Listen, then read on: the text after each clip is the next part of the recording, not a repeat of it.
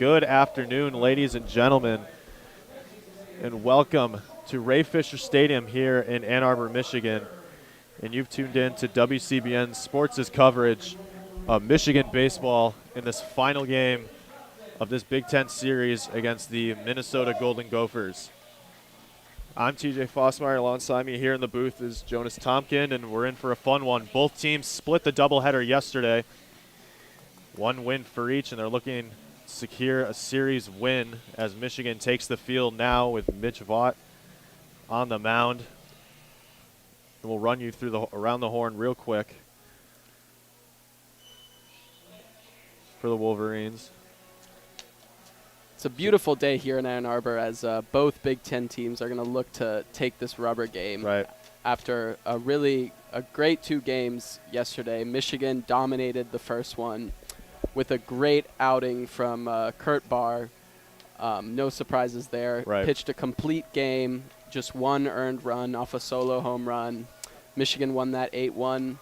Second game in the nightcap, not quite as strong as of a pitching performance from the Wolverines as they took the loss, an 8-3 loss. A big 6-run second inning in that game is really what cost the Wolverines and led the Golden Gophers to victory. But yeah, two great games yesterday, and we'll see how this one plays out as we give you the starting lineups. Yeah, you're exactly right. The bats came alive yesterday. Multiple people creating offensive production for this Wolverine team.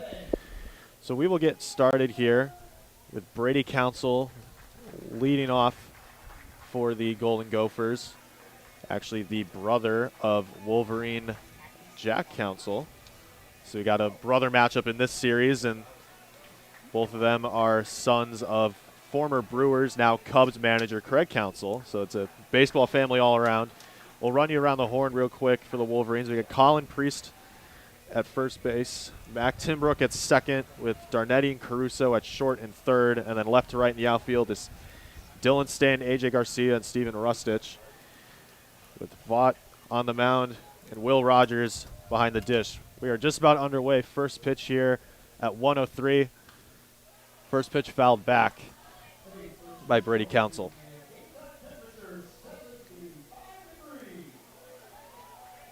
As you said earlier, beautiful day, 75-degree day here. The wind going to play a factor, not as much of a factor as it was Friday or Saturday. Here's the next pitch, way outside, even up the count 1-1. Yeah, Mitch Voigt with the 5.86 ERA on the season, but definitely one of the most consistent pitchers the Wolverines has. 1-1 pitch. Fouled back again. We'll do it at a 1-2 count. And Vaught really established himself as a pivotal role in this Michigan pitching staff. They come to rely on him in starting spots, relief spots, and sometimes out and right. It's a great two-way player, just true cornerstone of this program. As here comes the 1-2 pitch. And that's high for a ball, even it up 2-2. So we will run you through the Golden Gophers lineup as we move through it. We have Jake Perry on deck and Weber Niels following. 2-2. In there for a strike. Vaught, first batter he sees is a punch out. Great start for Vaught on the mound. Yeah, Council caught looking there. Looked like that was pretty much right in the center. Little hesitation there from Council as he strikes out looking, and Wolverines are going to be happy about that start to the game. Gotta agree with you there. And as Jake Perry, the junior third baseman, steps in against Vaught, and that is ripped down the third base line, and that'll go into the bullpen foul. Yeah, Perry went 3 for 4 last night with a 3-run home run in the top of the second and then a 1-run single in the top of the third. So we'll see if he continues his offensive output today. Yeah, he's hitting .301, 37 hits on the season, 4 home runs, 25 RBIs. Very steady presence at the plate for the Golden Gophers. Here's the 0-1 count, and that'll be outside of the zone to even it up 1-1 with 1 out.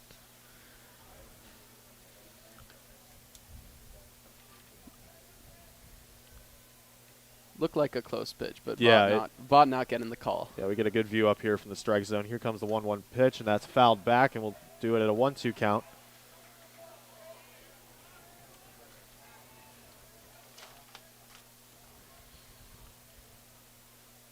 Vaught likes to attack the strike zone. He's got 34 strikeouts on the season so far, and he doesn't throw much out of the zone, makes those hitters work for it. There's the 1-2 pitch.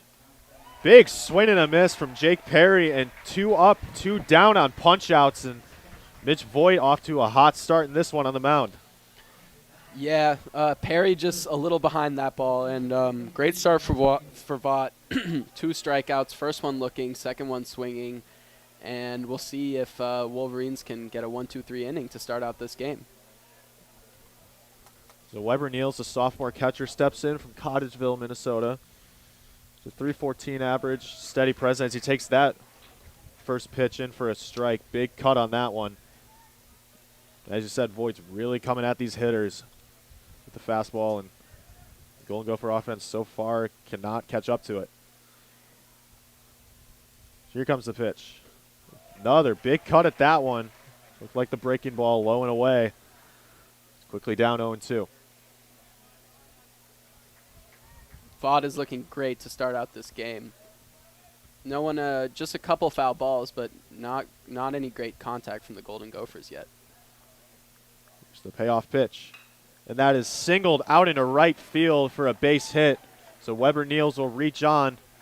So Rusich will field that cleanly, and there's a runner on for the Golden Gophers with 2 down in the first. Yeah, great 2-strike hitting from Niels there. Went with the away pitch and just dumped it into right field for the first base hit of the game and first base runner of the game. Yeah, phenomenal job pushing that out there. So Ike Mezaninga, the junior designated hitter from Shoreville, Minnesota, will step in. Yet again, another solid hitter for this Golden Gopher lineup. Here's the first pitch. That'll be popped up down the third base line. That'll trickle out of play into the bullpen. Caruso thought he had a chance there, but that one drifted into out of play, and it's going to be 0-1 for Mazenga.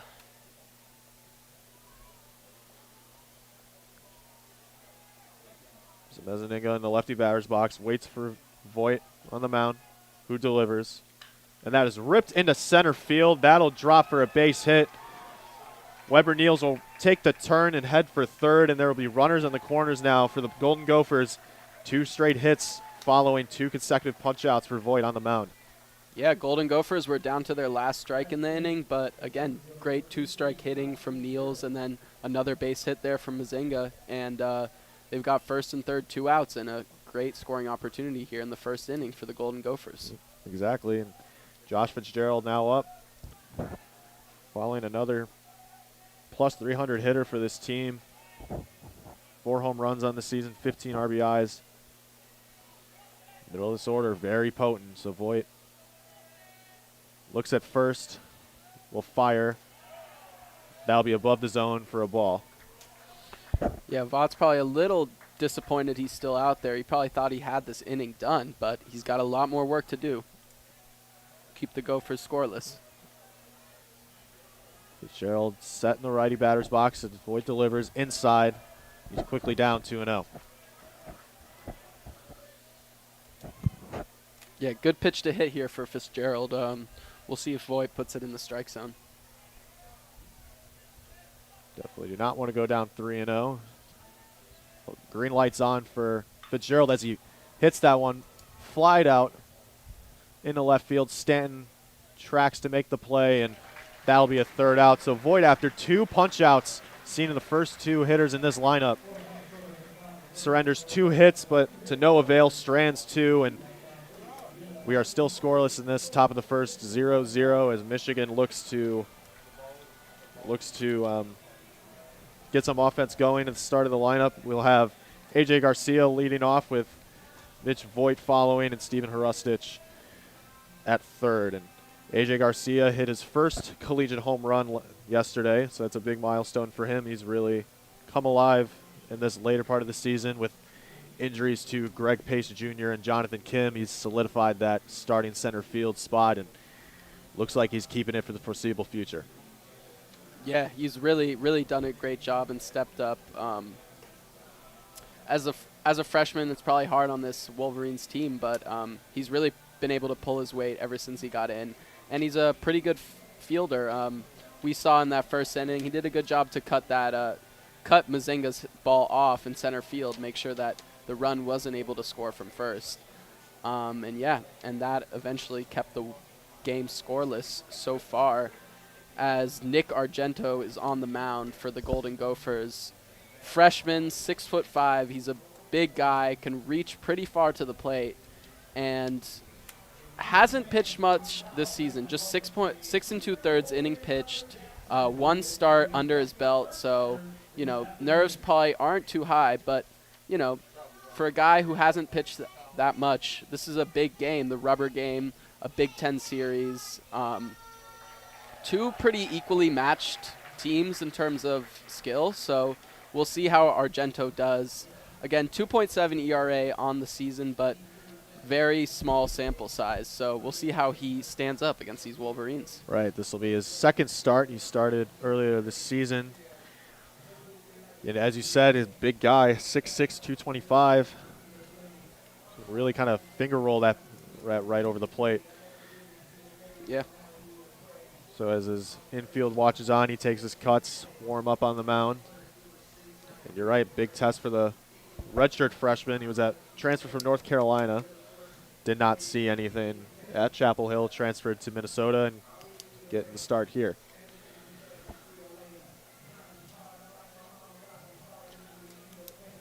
Seems to be our coaching umpire discussion between the Minnesota coaching staff and the Big Ten umpiring crew. Let's see what that's about. I'm not sure what that's about, so we'll get underway soon. We appreciate you tuning in to WCBN's coverage of Michigan baseball. It's always a fun sport to call. It's a fun team. We have softball going on in left center field, and I believe Michigan's up. They swept the doubleheader yesterday. A pair of really exciting games, comeback wins for Michigan softball, and the second game I had the pleasure to call a walk-off, which a 7-run comeback and comeback in extras. Maddie Ramey, who's only had 4 collegiate hits, hit a walk-off nuke to dead center field. That was a fun one to call, and certainly that's a fun team to keep an eye on, and we'll have coverage for those games. Definitely. I hope this game is as exciting as the softball games that went on yesterday. Yeah.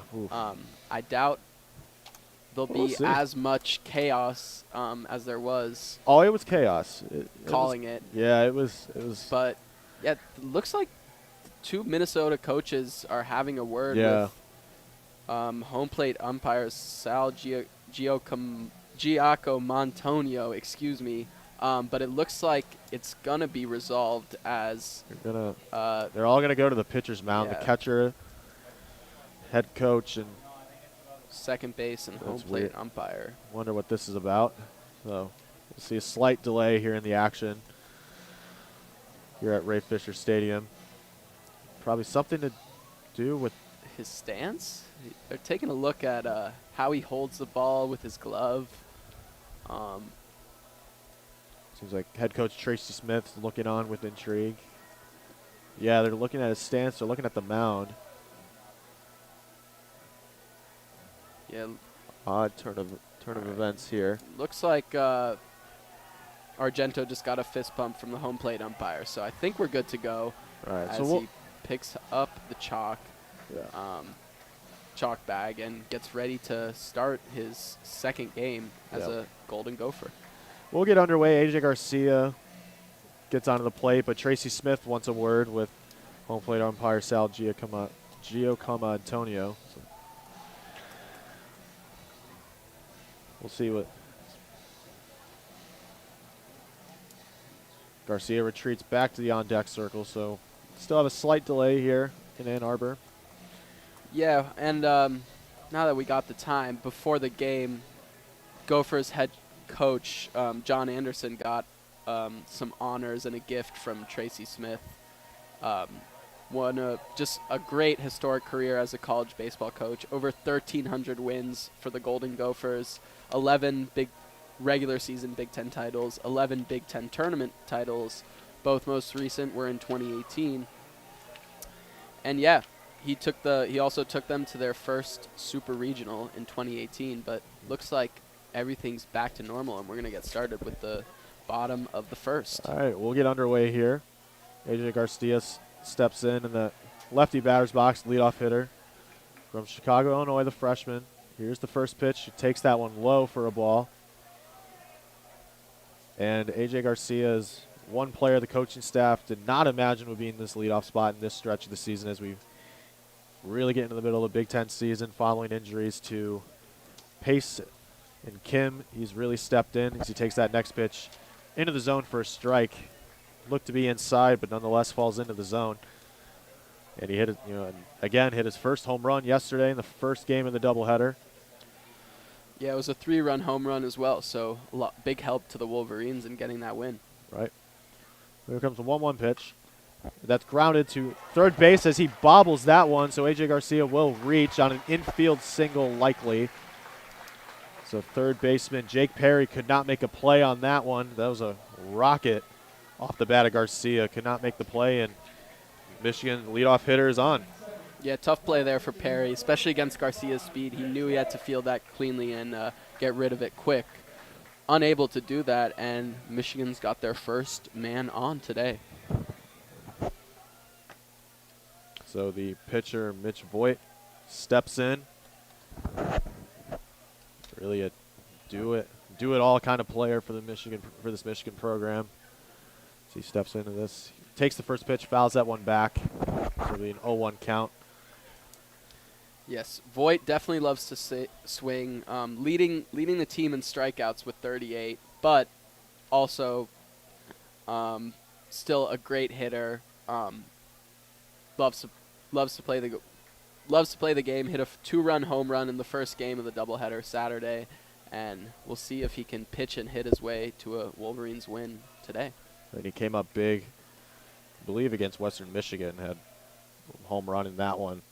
Just a truly pivotal player for this program as he waits for Argento. Here comes the pitch. Takes a big cut at that one. Vaught's quickly down 0-2. Yeah, like you said, pinch hit home run against Western Michigan this past week on Wednesday and helped the Wolverines come back from 1-0 down and take the 3-1 win. So Garcia takes a big lead. Argento checks. Will look towards Vaught. Will attempt to pick off. No contest. Garcia's safe. Yeah, Garcia 3 for 7 on stolen base attempts this year, so he's not afraid to run, but hasn't been too successful, but also not terrible either. Nope. Still a speed threat nonetheless. Definitely.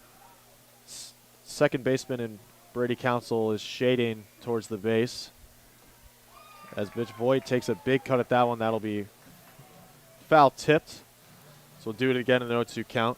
Yeah, Voigt just got a piece of that to Yep. stay in the at-bat. And like to see the 2-strike hitting, maybe not as big of maybe taking a little too big of a cut than he needs to, but that's how he plays. It's a good job to stay alive here on the big cut, trying to find a piece of that one. Garcia takes the lead. Argento will look towards the plate, will deliver, and that'll be knocked into the press box. Basically. So we'll do it again in the 0-2 count. Yeah, even with the 38 strikeouts, Voigt is still a really tough out, and I'm sure Argento really wants to get this one, knowing what Voigt's capable of. Right, again, Argento, redshirt freshman, big test going against one of the best players in the Big Ten in Mitch Voigt. So here comes the pitch. He'll check his swing. That'll be low and away. So he's staying alive here in a 1-2 count.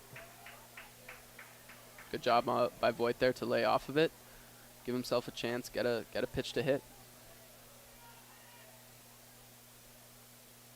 So actually that Garcia infield single that I called is scored an error on Jake Perry. So Garcia will reach on an error. That next pitch will be up and away. So even up the count 2-2. Good job from Voigt to stay alive here. He was at an 0-2 count before, and now he's evening up the count. Incredible patience from the sophomore from Whitefish Bay, Wisconsin. High school teammates with Jack Council and Brady Council as well. Ooh, and that pitch will nearly hit him in the head. So now the count's full, 3-2.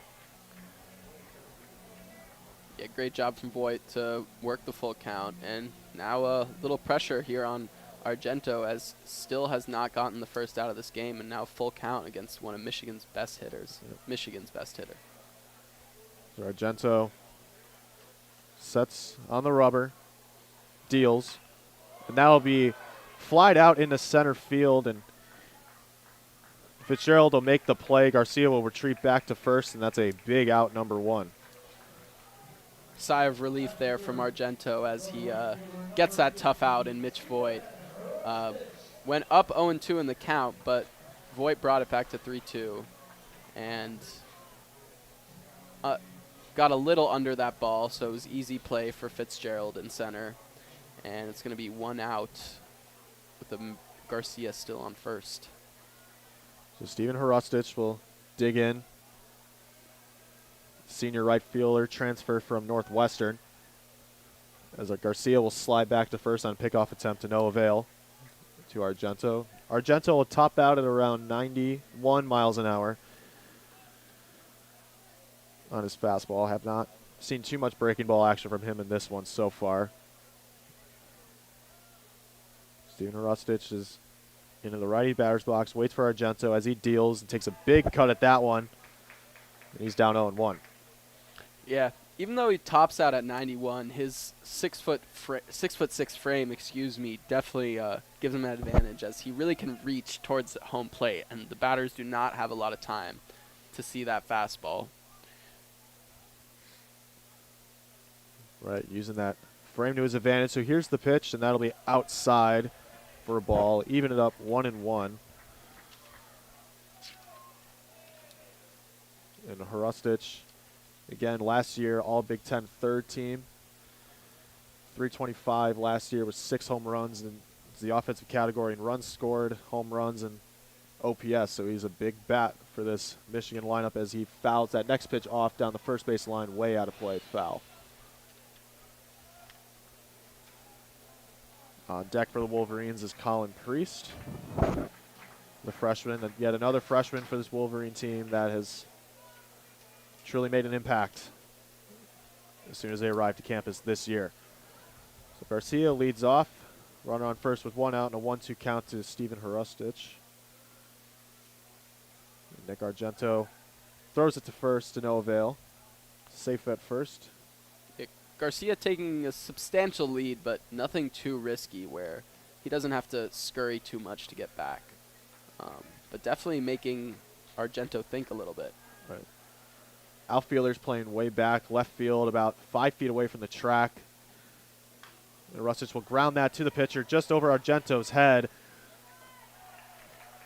Spanier will make the play, and that'll be the second out in the inning. Good play by Jack Spanier to run up on that one to make the play, but Garcia advances into scoring position. He stands on second with Colin Priest due up now. Yeah, big chopper there from Hrustich, and unable to turn to with Garcia's speed going to second, but it's going to be 2 outs, the runner on scoring position, and Argento would be happy to get out of this first inning unscathed after a pretty solid start so far from just his second game starting the mound. Right.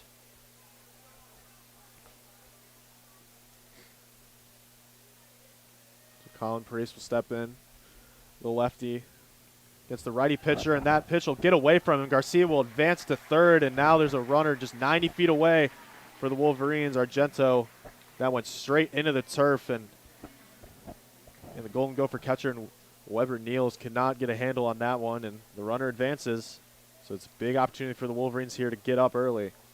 Yeah, with Garcia's speed, Argento's really going to have to watch out. He's not going to want to throw another wild pitch that gets away from the catcher Niels. And yeah, Wolverines are going to try and capitalize on a little mistake made by the Gophers.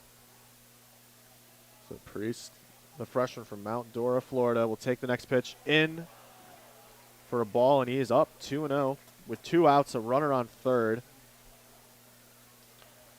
Probably getting the green light here, right? Yeah, I would get the green light if I Number were 4 Tracy hitter. Smith.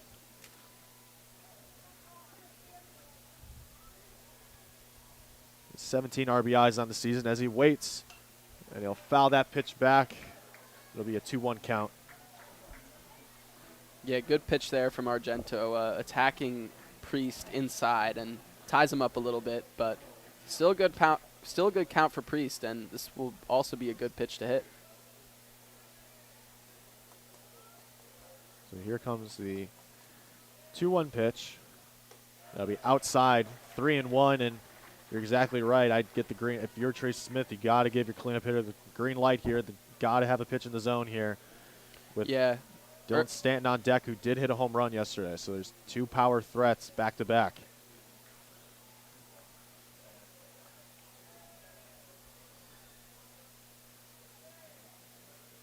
Here comes the pitch, and that'll be outside. So a walk for Colin Priest as Dylan Stanton steps in. Runners at the corners for the Wolverines. 2 outs, and this, again, a big test for the redshirt freshman and Nick Argento. Yeah, not worst case scenario walking Priest there as he gets a new count here against Dylan Stanton, the senior. But again, 2 men on base. Stanton hit a 2-run home run in the first game of the doubleheader yesterday when Wolverines had some great offensive output. And this is a big out for Argento. And if he gets out of this inning unscathed, he'll really be feeling good about himself and breathe a sigh of relief. So here's the first pitch, and that'll be in the turf for a ball. 1-0 count. Certainly do not want to load the bases on 2 consecutive walks. As you're right, Argento was, as Voigt did in the top of the first, retire, 2 of the first 3 batters relatively easy, and then, with 2 outs and you're up. You have runners in scoring position, and you have an early threat. So here comes the 1-0 pitch. That'll fall into the zone to even up the count 1-1.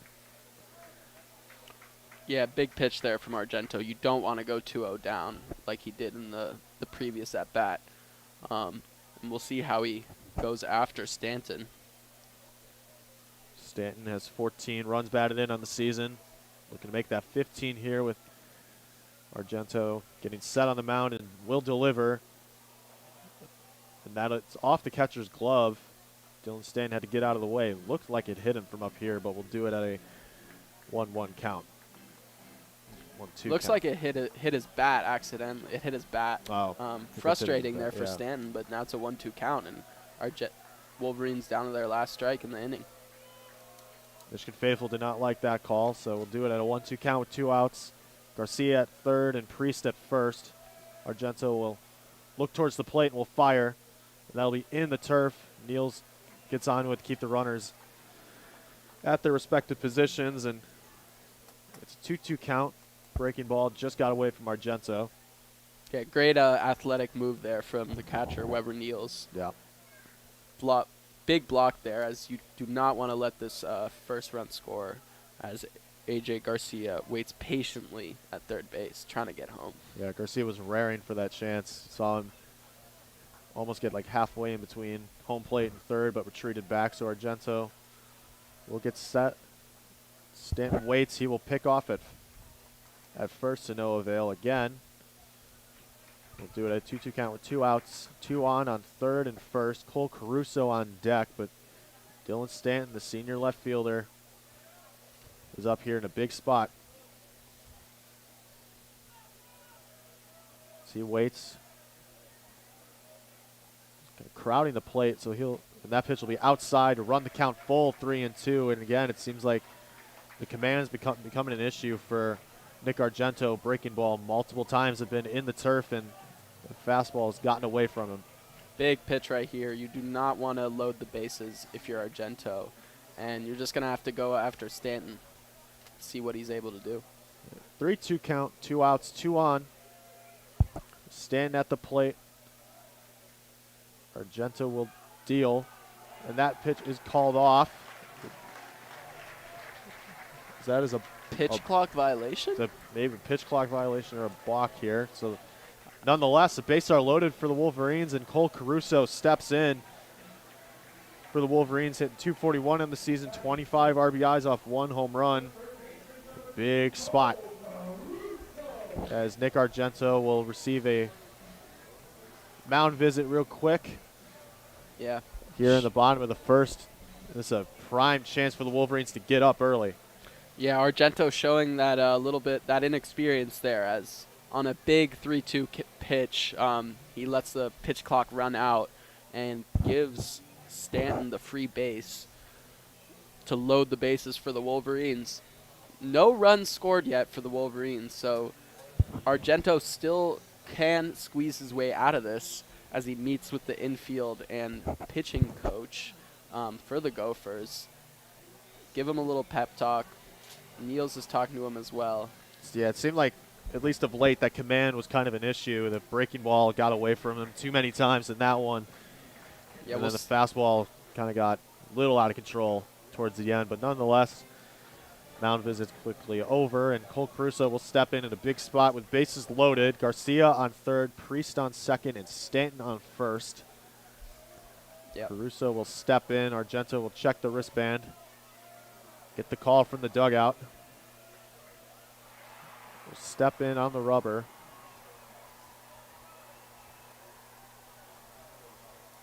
We'll deal. First pitch of the at-bat will fall into the zone for a strike.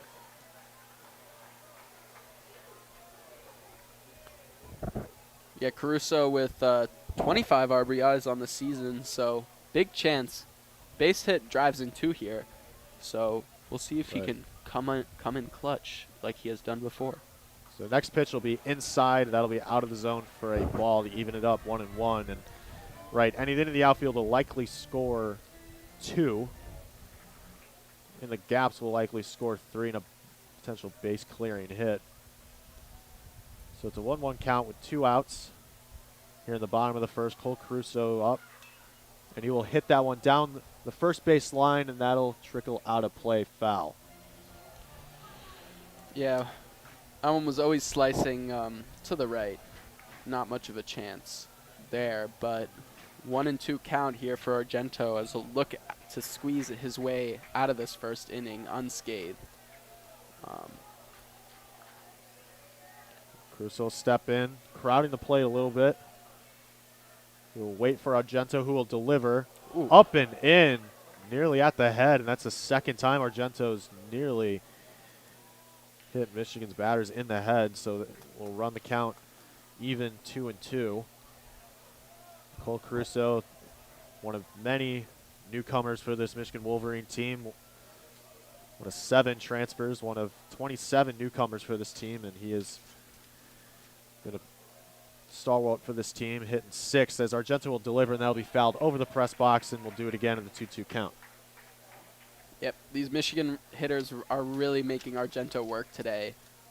Aware of that inexperience, and they're swinging the bat, which is good. They're staying in the counts, and most batters have been hard outs today. Right. So the Michigan faithful really getting behind Cole Caruso here in a big spot. 2-2 count, 2 outs, bases loaded, and that'll be ripped into left field. Back to make a play, and that'll be gone over the left field wall, and Cole Caruso comes in a big spot.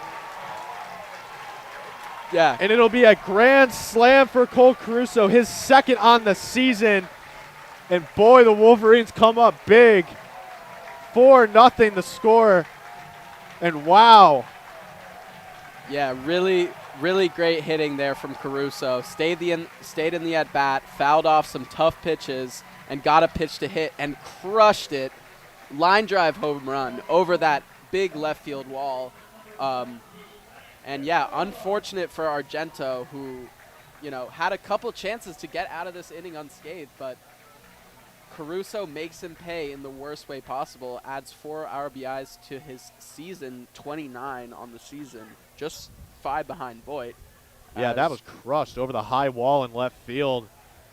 I'd say at least a 25-foot wall out there. He got a handle on that one, and he comes up big for his team. His second home run on the season, and Mac Timbrook now will step in. Had a great day yesterday. Was 5 for 8 with 3 runs scored yesterday, and he'll look to continue the offensive momentum. The senior second baseman, and he is up 2-0. Argento certainly rattled after that one. Yeah, already 31 pitches for Argento as well. Certainly not efficient in this part of the game. Yeah. So Argento will step into the rubber, will deliver. They'll be fouled back down the third base line, foul. Yeah, boy, Caruso got a rip on that one. Yeah, if you're the Wolverines, you really couldn't have started this game better. They went out, attacked Argento, knew he was inexperienced, and, they capitalized on the mistakes and are up 4-0. So Argento will deliver. That'll be grounded to the second baseman, Brady Council, who has to run up, make the play, and that'll be the third out. But nonetheless, the Wolverines come up big through Cole Caruso's moonshot down left field to make this a 4-0 ball game. Grand slam for the Wolverines, as we will see the 6, 7, and 8 part of the lineup for the Golden Gophers, and Hokinson, Sutherland, and Bork. If you don't know the dimensions here at Ray Fisher Stadium here in Ann Arbor, Michigan, there's a high wall in left field that is significantly bigger than the rest, and you got to really have a handle on it to get over that brick wall in left, and he was easily over that wall. And yeah, just a laser from Caruso. Line drive home run. Only 312 to the left field pole, but that high wall really makes it tough to get it over, and it looked like a hanging breaking ball from Argento and kind of just left it right in the middle of the plate, and Caruso did not miss. Like you said, second home run of the season, and yeah, he's been a really efficient hitter for the Wolverines, and he came up big in that first inning against the inexperienced Argento, who will be very disappointed after having a few chances to get out of that inning unscathed against, a bunch of good Wolverine hitters, but unable to do so. The Wolverines capitalized, and now Mitch Voigt is back up on the mound, hoping to ride off that great offensive performance in the first inning. Yeah. Exactly. So Michigan's one and only hit in that inning could not have come in a bigger spot or made more damage. 4 runs off Cole Caruso's grand slam, and Chris Hokinson will step in, the sophomore right fielder from St. Louis Park, Minnesota.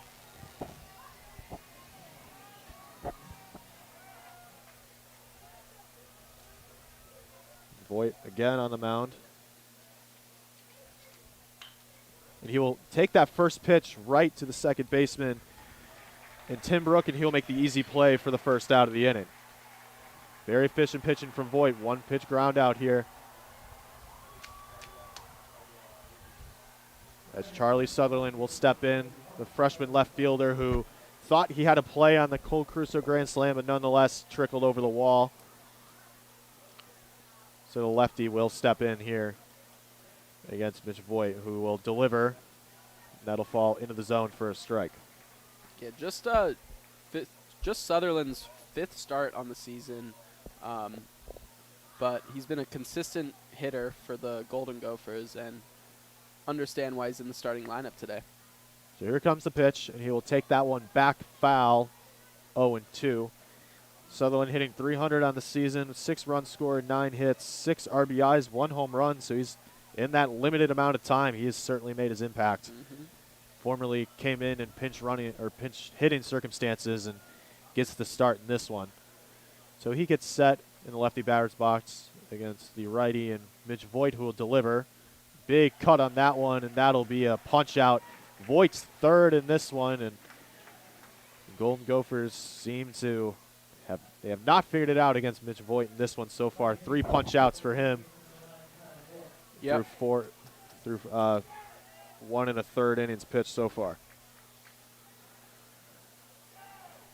So Kyle Bork will step in, senior first baseman.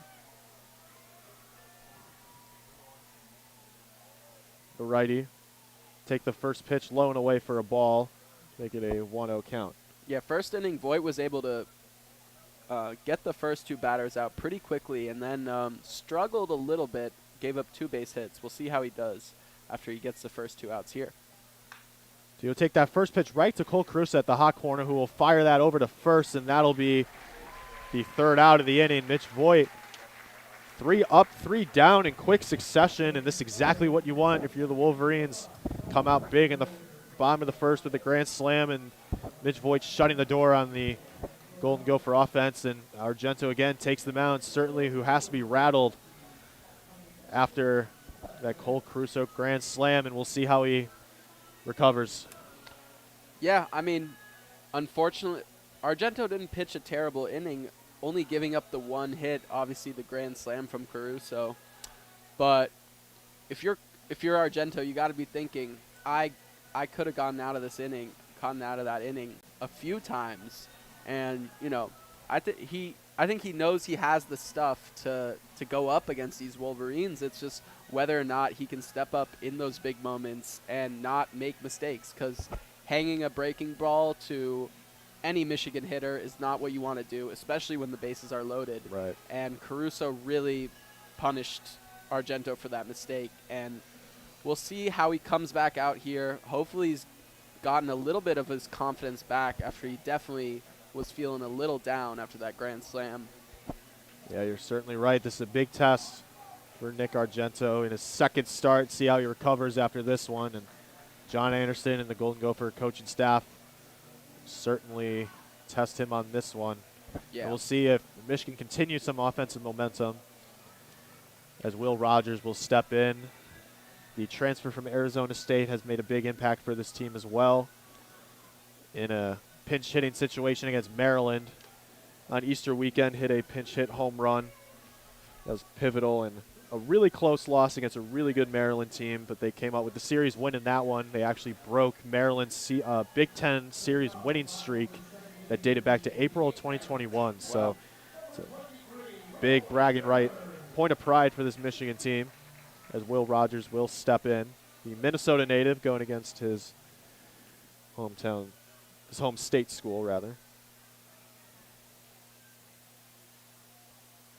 So he will step into the righty batter's box, crowding the plate a little bit. Toes barely hitting the chalk. So the Argento will take that first pitch, and that'll be in for a ball, 1-0. Rogers had to get out of the way of that one. So we'll see if Argento can dial in some of the command issues that kind of sparked in the later half of the last frame. Rogers will step in again in a 1-0 count, no outs. Here in the bottom of the second, Argento will deliver, and that'll be popped straight up. Likely it will be over the Michigan dugout. Yep, that'll be into the stands, and no fan can get a handle of that one. And we'll do it at a even count, 1-1. Looks some concerned faces there on the Michigan bench as that ball fell into the stands, but looks like everyone is okay. Yeah, the wind definitely took that one. That looked like that was going to be in fair territory, yeah. But the wind going towards the left field and the third base side took that one into the stands. So Argento will wait. Will deliver. Ooh. Well, that'll hit Will Rogers straight in the back, and again, it's the command issues that's proving to be troubling for Nick Argento. And there again, a leadoff hitter is on first for the Wolverines, and Will Darnetti will step in following the hit by pitch. Yeah, just really not able to get that breaking ball on a consistent path, as that one just went straight into the back of Will Rogers. But the Wolverines always happy to have their leadoff man on, as the number 9 hitter, Kyle Darnetti, steps up to the plate. Darnetti, excellent defensive shortstop, made multiple game-saving plays earlier this weekend against Maryland. Here comes the first pitch, and he'll take a big cut at that one, and he'll be quickly down 0-1.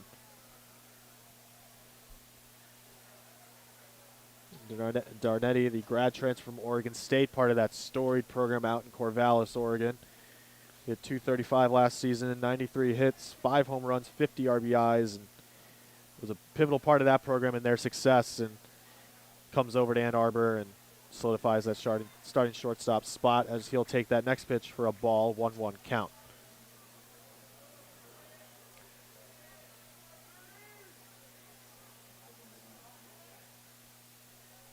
Darnetti will step into the box. Show bunt will pull back. That'll be outside of the zone for a ball. He'll work himself into a hitter's count, 2-1. Yeah, Darnetti hitting .254 on the season. 1 home run, 14 RBIs. obviously not known for his hitting, but started all 36 games, all the games he's played, he started. So really a solid player at that shortstop position. And again, Darnetti will be plunked in the back. 2 straight hitters hit by Argento, and the Wolverines will have 2 on, first and second, as the lineup card flips over and A.J. Garcia comes in. And yet again, we'll get another mound visit from the infield, and Minnesota's pitching coach try to dial in some of that command issues. We'll see if they will go to the pen. So Argento,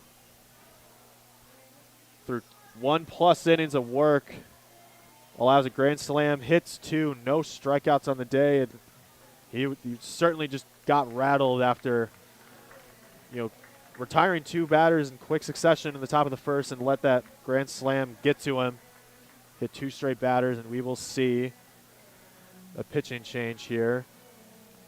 Yeah, really unfortunate for Argento, as he had the chance to get out of that first inning unscathed, and couple balls in the dirt let A.J. Garcia go to third, and then just kind of went downhill from there.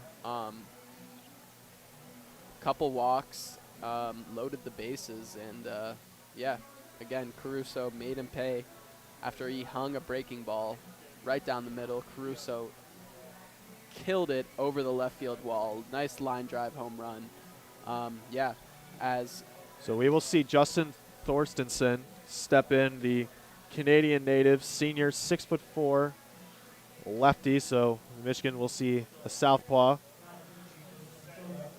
Yeah, 21 2/3 innings pitched for Thorstensen. 21 strikeouts, 17 walks, 2-1 record with a 2.91 ERA. So, he's got his innings in this season. Definitely a more experienced player than Argento. And we'll see how Michigan lines up. Well, I mean, we'll see how they fare against the southpaw, like you said. A little change of... So it'll be a lefty on lefty with Garcia coming up first. It was that warm-up pitch, gets away from Thorstensen. It'll be lefty on lefty and then 2 righties to follow. So interesting choice to go with the lefty here. Nonetheless, as you just said, Jonas, Thorstensen has seen his innings. His 3rd appearance on the year, but he goes deep, and this is the kind of spot he goes in these long inning relief situations. So for Minnesota, this will be a bullpen game for them. Yeah, big one too, as this is the rubber game of this conference series between the Golden Gophers and the Wolverines. Michigan obviously took the 4-0 lead in the first inning off Caruso's grand slam, but 2 men on board so far, no outs. Big spot to keep the Golden Gophers in this game if they want a chance down the stretch of getting back into it. Right. You do not want to let the Wolverines score more runs here, and we'll see what A.J. Garcia has in store as the lefty-on-lefty matchup is set to begin. Right. So Thorstensen, the transfer from Oregon State, sees his teammate and former teammate rather, on first, and Kyle Darnetti. So A.J. Garcia will step in. 1, 2, 3, due up next for the Wolverines. His first pitch, Garcia will show bunt. That'll trickle down third base line. Jake Perry again could not make a play on it. His 2nd error of the day, and that'll load the bases. That error coming up could not have been more crucial for the Wolverines. Big break for them, and the bases are loaded with Mitch Voigt now up. It's a big spot for the Wolverines to continue some offensive momentum and really put this one away. Yeah, with the inconsistent pitching so far from the Gophers, you really need the defense to step up, and 2 errors in the first 2 innings is not going to do that as the bases get loaded with 0 outs. Exactly right. So Thorstensen will step onto the rubber. Mitch Voigt waits. Bases loaded, no outs. He'll take that first pitch, pop out into shallow right field. He will make the play, and Hokinson will make the play, and it'll still be bases loaded. It was shallow enough to where the runner would not advance. At least Will Rogers could not advance on that one. That was in shallow left field, but Steven Hrustich will step in. The big power threat for this Wolverine lineup. Stepping into the big spot with 1 out, bases loaded. Garcia on first, Darnetti on second, Will Rogers on third. Yeah, Rustich leading the team in home runs with 9 on the season, so Thorstenson's really not going to want to give him anything good to hit here. Thorstenson will deliver, and that's a shot into center field. Center fielder will make the play on the track. Rogers will tag up, Darnetti will tag as well, and that'll be a sacrifice fly for Steven Hrustich. Will Rogers will score. In Michigan, it is a 5-0 ball game here in the bottom of the second. Yeah, actually a really well-hit ball from Hrustich. Just on the warning track, it was caught by Josh Fitzgerald, the Gopher center fielder. But Michigan gets another run on the board, make it 5-0. And so looks like Michigan will huddle here with Colin Priest due up, and the runners will come on, and they will talk over some strategy here with 2 outs. And that's exactly, if you're Hrustich, maybe that's not exactly what you want in a base load situation, but you expand the lead, open up this game a little more. It's a 5-run ball game now. Early days in this one. Yeah, still got a runner in scoring position with Darnetti on third. And, excuse me, here comes Priest, another lefty, who is going to face the experienced left-hander in Thorstenson, and will try and get a base hit here and put another run on the board for the Wolverines. So Colin Priest will step in, playing first base today. Walked and scored in his first plate appearance. So runners at the corners here. Darnetti at third, Garcia at first. Thorstenson will deliver. And that breaking ball will fall into the zone for a strike. That looked like had some beautiful movement on that one. 76 miles an hour. We'll do it at an 0-1 count with 2 outs.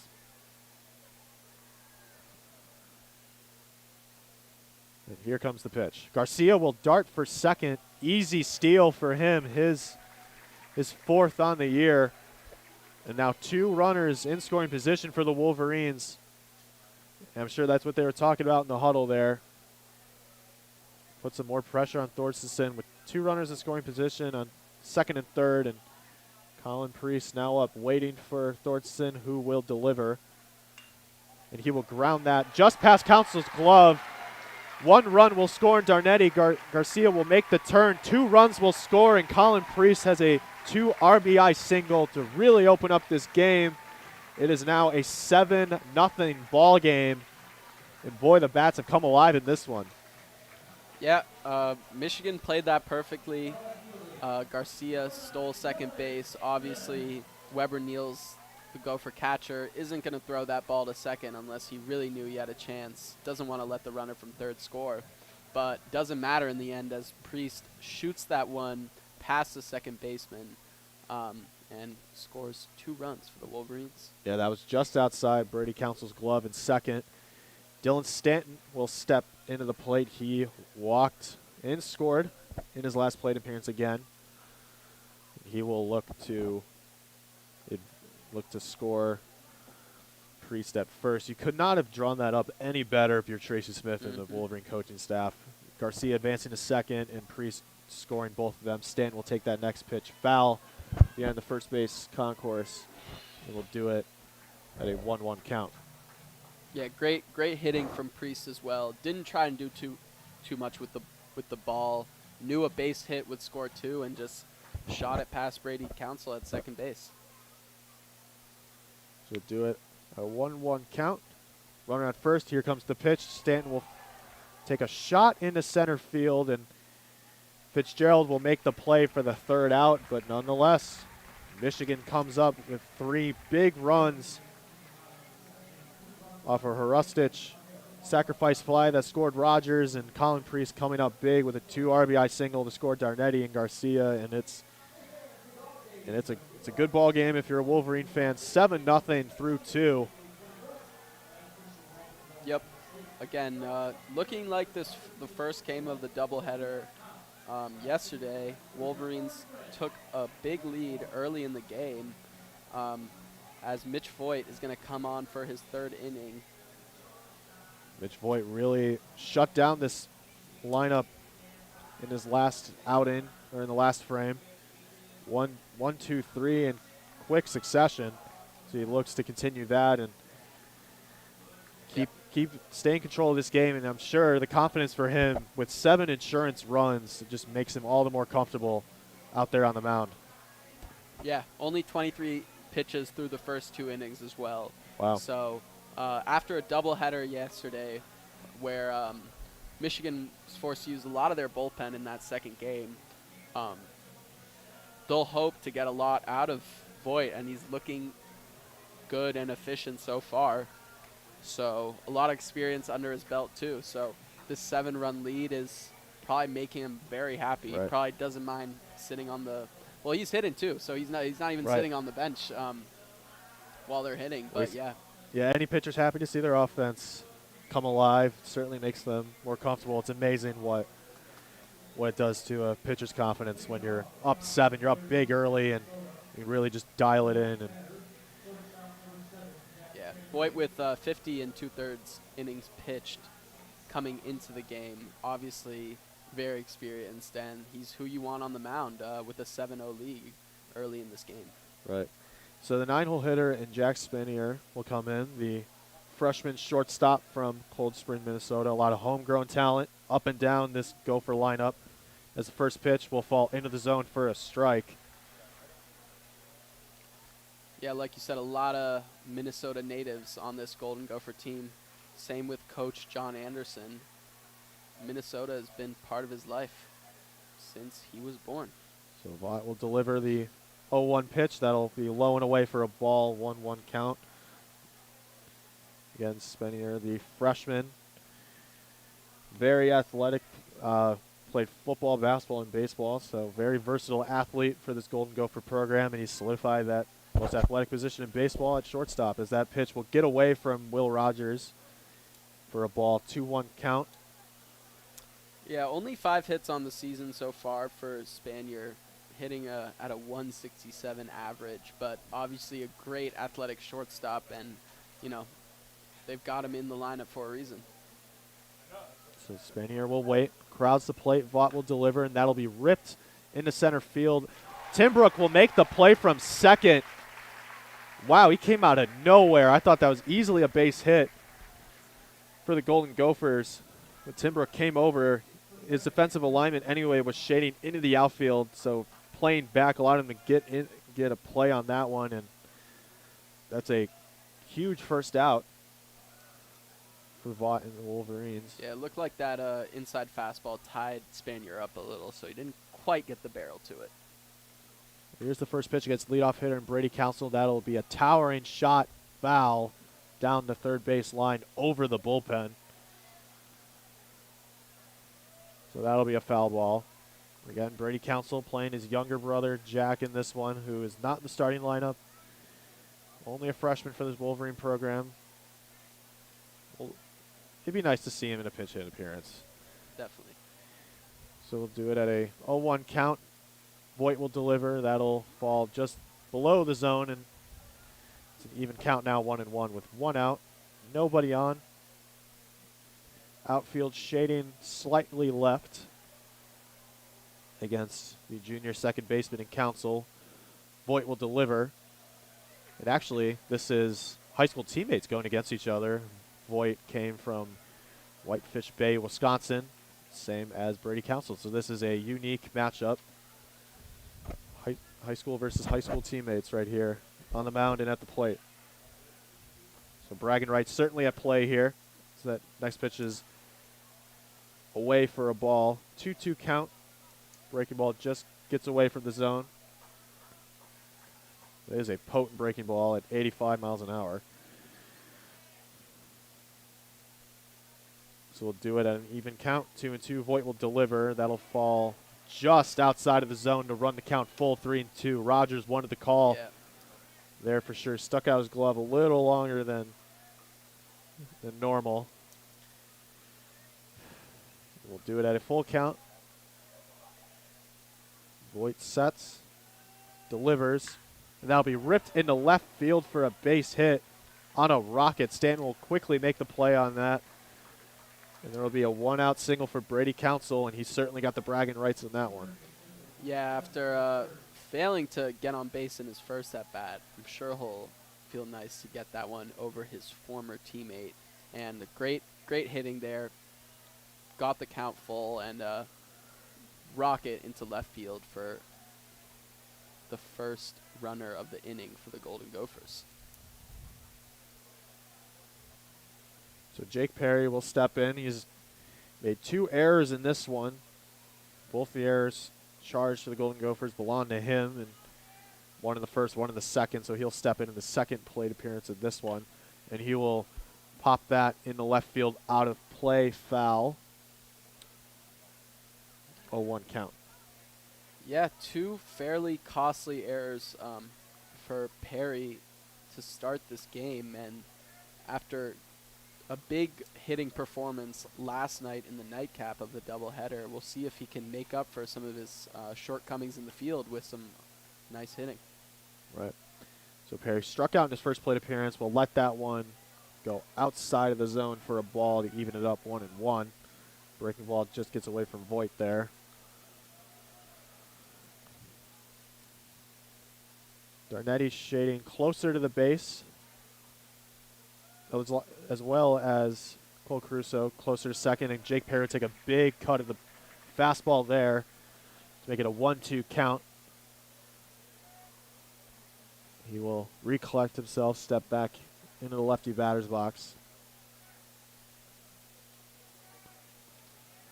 We'll do it at a 1-2 count. Voigt will fire. That'll be grounded, just foul down the first base line. Priest looked like he had a play on that, but that just trickled foul. Yeah, it's going to be 1-2 for Jake Perry. Yeah. Left-handed hitter, 298 on the season. Definitely one of the Gophers' most dangerous bats, and they really need something now after after the Wolverines took a quick lead. So Voigt will check the runner at first to no success. We'll do it 1-2 count. Yeah, I mean, Council 12 for 14 stolen bases on the season, so definitely a threat to run. Right. But probably unlikely to do it right now. Down 7 runs, getting to second base is not too meaningful. Voigt will deliver, and that'll fall just above the zone, even it up 2-2. And I think aggressiveness here could help. It's a double-edged sword if you're the Golden Gophers. Some aggressiveness can ignite some juice in your offense, Definitely. but you also do run the risk of potentially losing a situation. Vaught will deliver, and that'll be outside for a ball to run the count full, 3-2. Yeah, after a quick 1-2-3 inning in the second, Voigt struggling a little bit here, but nothing too crazy so far. We'll see how this full count plays out. Do it full count pitch here, and that'll be fired back up to Vaught. Darnetti will make the play, pass to Timbrook at second, who will make the play. Perry will just be safe, and that's exactly what Michigan's so good at, turning those double plays. They lead the country in double plays. Yeah, actually, I thought they had no chance of getting 2 there, but it was actually a pretty close. Yeah, Close Darnetti play kind of at had first. to, he was past the base, so he had to kind of backflip that one into Timbrook's hands, who had to spin and fire it over to first. Nonetheless, gets the lead runner out, and Weber Neal steps in for the second time, who will fire that into left field, down the line for a base hit. Perry will make the turn for third, and there will be runners on the corners for the Golden Gophers. That was a rocket off the bat of Weber Neal's. First pitch he sees from Voigt in the second plate appearance, rips it down the line for a single. Yeah, he hits that a little less hard. Niels might have a chance of scoring off of that, but a great job from Stanton to get to that ball quickly and get it to the cutoff man as Perry's unable to score, and just a single for Niels after a very well struck ball. So Ike Mezzaninga will step in, the DH in this one. singled in his first plate appearance, will take that next pitch low and away for a ball. So Perry on third. Neal's at first, and exactly right. Stanton had a really good play on that one to play the wall and get that in. Voigt checks the runner at first. Will fire, and that'll be into right field. Playing it is Hrustich at the track, and that'll be a loud third out, but nonetheless, Voigt gets out of the jam. Another goose egg for him in this one. And that's the first time Minnesota has really, produced something on offense. Yeah, Voigt's been pretty comfortable so far in this game, but after that hit from Counsell, looks like the Golden Gophers were able to get his number to a certain extent. A rocket down the left field line from Weber Niels was unable to score Jake Perry from first. And then Ike Mazenga, the designated hitter, hit a ball pretty well to the right field warning track, but not quite well enough, and a fairly routine play, Right, he for Steven Hrustich. Certainly had a hold on that one, but that was nonetheless just at the track. So Thorstenson will step in again on the mound for Minnesota, and Cole Caruso, grand slam in his first plate appearance, is due up first in this one. Looking to continue already a great offensive day for him. Gets the fist bump from Coach Tracy Smith. Yeah, if you're Thorstenson, you really just got to keep Minnesota in this game, even though it's gotten a little out of hand so far. But just the bottom of the third here in Ann Arbor. So a lot of game left to play, and Michigan's pitching has not been consistent throughout the season. So if you are the Golden Gophers, 7 runs is not crazy to get in 6 innings. And still, if you're Thorstenson, you're going to want to keep them in this game. You don't want to give up any more runs. You don't want to give the Wolverines any more confidence. And maybe a nice little 1-2-3 inning might get the bats going for the Gophers after they showed a little more promise in that top of the third. Right. You're exactly right. And, 7 runs seems like a huge deficit, but to tie back to yesterday in Michigan softball action, Michigan was down 8-1 in the bottom of the 5th and came back and won in extras. So you never know what's going to happen, and that's what's so fun about baseball. It's hard to – you got to be romantic about baseball. Definitely. No clock, so. Yeah. So Thornton, first pitch, and Caruso will foul that one back. Again, had that big grand slam in his first plate appearance. Like I said, it's all about getting the outs. There's no clock in baseball, so. Well, the pitch clock. Well, there's a pitch clock, but right. the time's never going to run out. Yeah. And Gophers will always have a chance. Still plenty of time as we're in the bottom of the third, and Caruso will take that next pitch outside for a ball to even it up 1-1.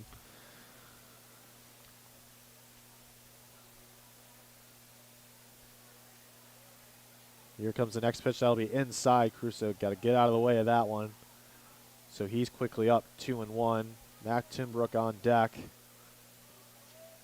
And again, Cole Caruso has made an immediate impact for this team as a transfer from South Carolina upstate. Raked over there, had a 22-game on-base streak there, 23 multi-hit games, and hit over 315. So he's quickly ahead 3-1. Thorstenson quickly down. So here comes 3-1 pitch. That'll fall into the zone for a strike. Looked a little low from up here, but nonetheless gets the call.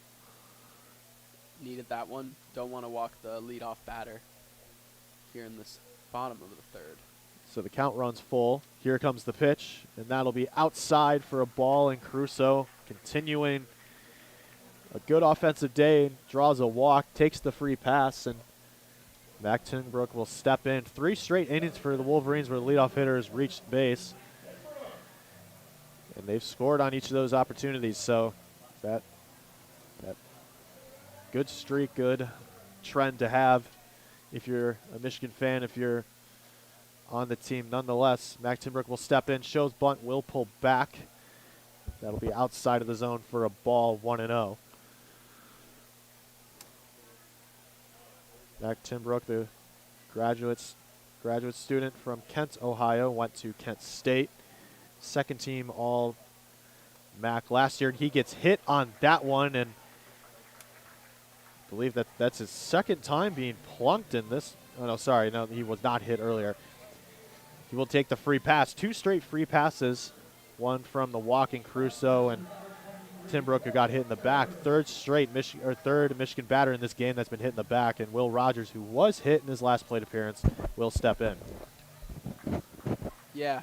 Only 2 hits for Michigan on the day, even with the 7 runs. But it just shows the inconsistency we've seen and, this failure, the lack of command that these Golden Gopher pitchers have shown. Yeah, I've certainly been all over the place in this one. Will Rogers will step in, will show bunt, and that'll be popped in the shallow left field, and that'll be shallow first base side foul.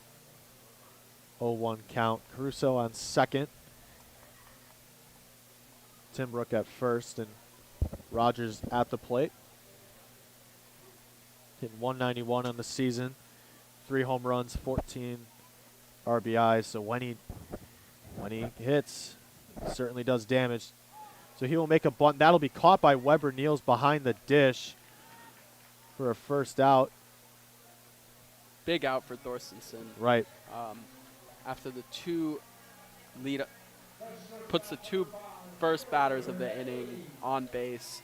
1 walk, 1 hit by pitch. You really don't want to. You can't give the Wolverines any more bases if you're Thorstensen. And we'll see how they do as the number 9 hitter, Darnetti, steps up to the plate. He was hit in his first plate appearance, scored in his last plate appearance. So that first pitch falls into the zone for a strike. Thorstensen's got good stuff. When he hits his breaking ball, when he hits his spots, he really has some nice movement on there. It's just the command that's hurt him today. So we'll see if he can improve on that. That'll be inside part of the zone. That'll fall in for a strike, according to Blue. So Darnetti quickly down 0-2 with 1 out, 2 on. AJ Garcia on deck. The lineup card will flip over. Here comes Thorstensen. That'll be outside for a ball. Niels will fire that to first as Timbrook took a huge lead, but no play over there. Hyper vigilant behind the plate, and Weber Niels, and we'll do it at a 1-2 count. Yeah, Kyle Bork was not ready for Niels to throw that ball over. Yeah, but did a good job picking that ball off the ground, and you did not want to let that ball get into the outfield. Yeah, certainly not. Was not in position for a pickoff attempt, as that next pitch will be up and out for a ball. 2-2 count.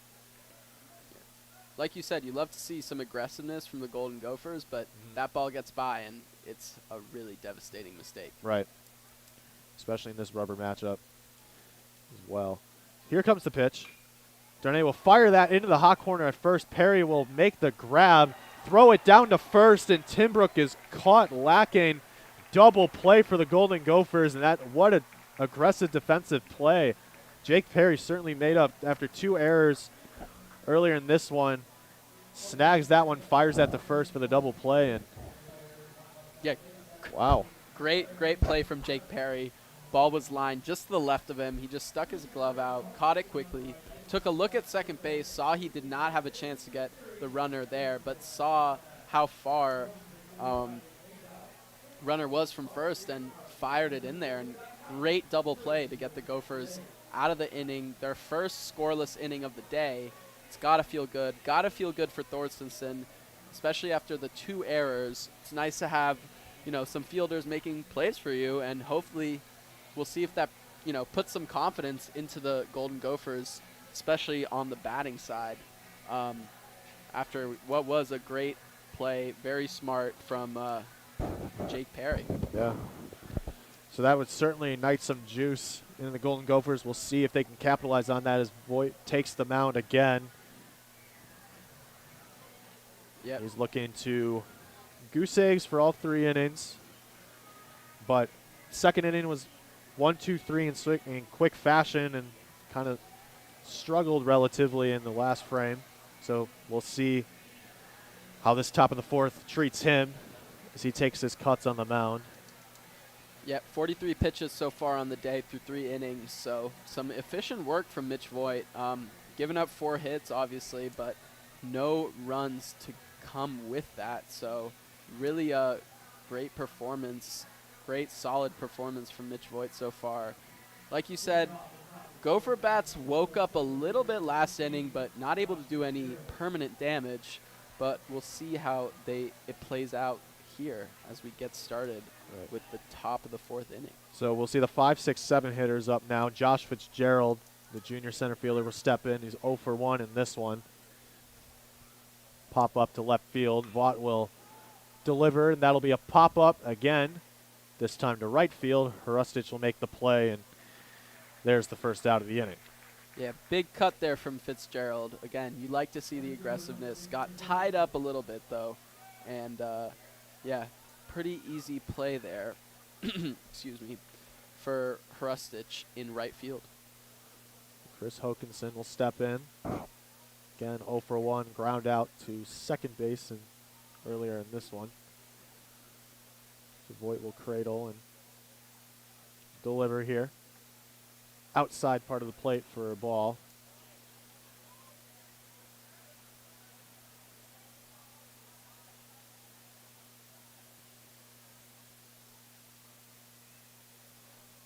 Chris Hokinson, two-way player for this Golden Gopher team, takes that next pitch into the zone for a strike. Breaking ball sweeping across the plate, just caught part of the inside part of the zone for a strike to even it up 1-1.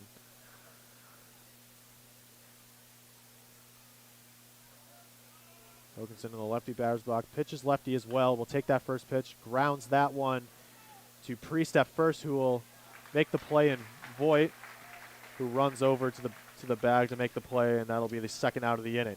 So great defensive plays here for Michigan. Yeah, no problem for Mitch Voigt getting over to first. As you know, a two-way player, knows how to play the infield, and some solid Wolverines defense so far, and just 6 pitches on the inning so far for Mitch Voigt. So we'll see if he can get out of this one in 1-2-3 fashion, like he did in the second. Right, great efficiency from Mitch Voigt. Seen in this one as Charlie Sutherland will step in, and he will be hit on that one. So a one-pitch hit by pitch, and with 2 outs, there will be a runner on for the Golden Gophers, as Kyle Bork will step in following Sutherland. Yep. Seen pretty good command from Voigt so far, but obviously that one got away from him a little bit, but 2 outs here, so we'll see if he can limit the damage, just a base runner. Breaking ball gets away from Voigt a little bit. First pitch against Kyle Bork is in near the hands on that one. He'll be down 1-0. Caruso hugging the third base line. No doubles. So here comes the 1-0 pitch. And that'll be ripped into left field for a base hit. Great contact from Kyle Bork, and there will be 2 on with 2 out for the Golden Gophers. That just snuck in between the gap in Darnetti and Caruso, and Jack Spinier, his second time, will step in with 2 on. Yep, Bork really struck that ball well. Got into left field as Gophers have 2 men on as number 9 hitter steps up. So he will show bunt, will pull back. That'll fall into the zone for a strike. Charlie Sutherland takes a big lead off second. He retreats back and will do it a 0-1 count, 2 outs. Yeah, Sutherland's really taking a big lead there. So Voigt will look back and deliver. That'll be 2 straight strikes into the zone. 0-2 count, 2 outs, 2 on in the top of the 4th. Big out to get for Voigt here, as he does not want to face the top of the lineup and Brady Council, who got a base hit off of him last at bat. Exactly right. Here comes the pitch, and that'll be grounded to the left side. Caruso will make the play, throw that over to the first, and that'll be a big third out. Voigt gets out of the jam following 2 base runners on 2 hits, and yet again, 4 zeros on the scorecard for him. He's looking good in this one. Yeah, he's looking great. almost had a very efficient inning, less than 10 pitches, but hits the number 7 batter in Charlie Sutherland, and then a well-struck base hit from Bork put 2 men on. But Jack Spanier unable to capitalize on the Golden Gopher base runners as he hits a slow chopper to third, and Caruso, who hit the big grand slam in the first inning against Nick Argento to give the Wolverines that 4-0 lead, makes a good play, fired it over to first, and got Spanier by a couple strides to keep the Gophers scoreless. And again, Gophers bats waking up a little bit, 5 hits compared to the Michigan 2, but unable to come up with those hits when they count. And yeah, it's going to be Thorstensen still on the mound. Like you said, TJ, usually comes in for these long relief appearances. Gave up a couple runs when he first came in, but he's looking better. And a lot of game left, and it's still important to keep this game, within sort of striking distance for the Gophers. And, you again, can't give up any more runs if you want a chance of coming back if you're the Gophers. Exactly right. Thorstensen's really settled into this one. He will see the Wolverine top of the order. A.J. Garcia, the freshman lefty, will step into the box, and Thorstensen will settle in and deliver. First pitch is up for a ball. 1-0. Garcia reached in 2 plate appearances, reached on an error, but in a sacrifice situation in his last plate appearance. He'll take that next pitch in for a strike to even it up 1-1.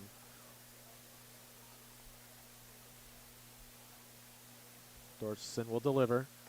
Up near the head. Garcia has to duck under it, yeah. Duck for his life on that one to make it a 2-1 count. Didn't seem to phase him too much, though. No. Steps right back in, hugging the plate. Yeah, it seems like Wolverines really have to duck out of like 4 pitches in this one. That next pitch will be low and away. Good snag by Niels to snag that one on the backhand from behind the dish, and Garcia will be up 3-1 with no outs. Doubt he gets the green light here. 7-0 up. He will show bunt, will pull back. That'll fall into the zone for a strike to run the count full 3-2. And I'm sure he was bunt in that situation. So here comes the full count pitch. That'll be ripped foul down the third base line, way out of play, and we'll do it again in a 3-2 count. Mitch Voigt on deck in this one. Thorstensen checks the wristband, will settle it into the rubber. Gets set and fires. Outside part of the plate, and Garcia reaches base. And 3 consecutive plate appearances in this one. First off 2 errors, and this one on a walk, and Mitch Voigt will walk on again. The 4th straight inning where the leadoff batter has reached base for the Wolverines. So excellent offensive production for the Wolverines to get runners on, and Mitch Voigt will step in. Yep, Garcia doing his job very well. Obviously reached on the error those first 2 plate appearances, but the Wolverines' 4th walk of the game. Get him on base. So Mitch Voigt will foul that pitch back down the first base line, foul. And a quick update on Michigan softball. I believe they just won, so they swept the series against Iowa. Not sure what the score is, but you hear cheers all the way from here, from the hutch. Lively crowd there, as well as a lively crowd here. So Voigt will take that next pitch again, same spot, foul down the first base line, and we'll do it at an 0-2 count. Wolverines are yet to strike out in this game. Really been tough outs against these Gopher pitchers. Oh, wow. It has shown. Very disciplined at the plate on this one. So here comes the 0-2 pitch. Fouled straight back. We'll do it again, 0-2. Yeah, even when Gopher pitchers are getting ahead, the Wolverine batters are tough outs and have done a great job of staying in these at bats, and it's really paid off for them. Right. So we'll do it again. 0-2 count. Here comes the pitch. That'll be low and in for a ball. 1-2 count. Very patient from Mitch Voigt here, despite being down 0-2. Garcia at first. Thornston checks the wristband. Will settle in towards the left side of the rubber. Voigt waits. Here comes the pitch. Garcia darts for second, but that'll be fouled back down the first base line. Garcia certainly would have had a stolen base there. He was all over that one, and we'll do it at a 1-2 count, no outs, runner on first. Yeah, I wonder if that was just Garcia acting on his own, or if that was a play by the Wolverines. Possible hit and run situation. Yeah, could have interesting 7-0 up, going for a hit and run, but I respect the aggressiveness from Tracy Smith. I mean, he got the lead. You might as well Try open it up out. this game more. So Thornston will settle into the rubber again. Voigt waits. Here comes the pitch. That'll be fired into center field for a base hit. Garcia will stay at second. Did not read that pitch well, or that ball well at all. Kind of hesitated. Yeah, Brady Council was acting like he had a chance of grabbing that, but that was way over his head, and Garcia hesitated a bit, started heading back to first, so only able to make it to second base on that base hit, but still puts a runner in scoring position as Hrustic steps up to the plate. Right, in his last plate appearance, he had a sacrifice fly. Scored Darnetti. Thorson will check the runner, and Garcia at second. He will be safe, and Thorson will step back into the mound.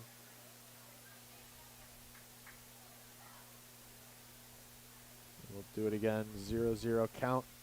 Garcia at second, Voigt at first. Great hitting from Mitch Voigt in that last at bat, down 0-2 to get something across. So here comes the pitch. And that'll be popped up down the right field line. That'll just trickle out of play into the Golden Gopher bullpen. Foul. Kyle Bork and the right fielder for the Golden Gophers and Chris Hokinson looked like they could have had a play on that one, but that just got out of play. So we'll do it again, a 0-1 count.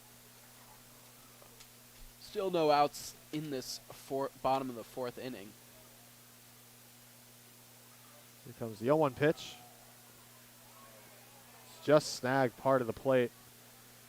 And he's quickly down 0-2. With 2 on, 0 outs, as you said, in the bottom of the fourth. Yeah, good breaking ball there from Dorsenson. Just caught the outside edge of the plate. Rustis chokes up when he's down 0-2. Thornston fires that back to second to check the runner. Garcia again. He will be safe.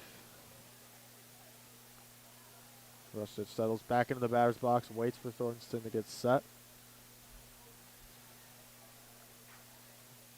Council hugging the bag for a potential throw situation. Will throw back again. The third time in this at bat, and again to no success. Still 2 on. Hrustic up, hugging in part of the plate, digs into the righty batter's box.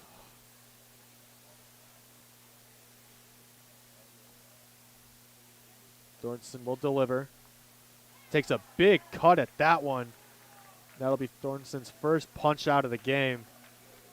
Really fooled by that breaking ball. 78 miles an hour on that one off the hands of Thorstenson, and Colin Priest will step in with 2 on and 1 out.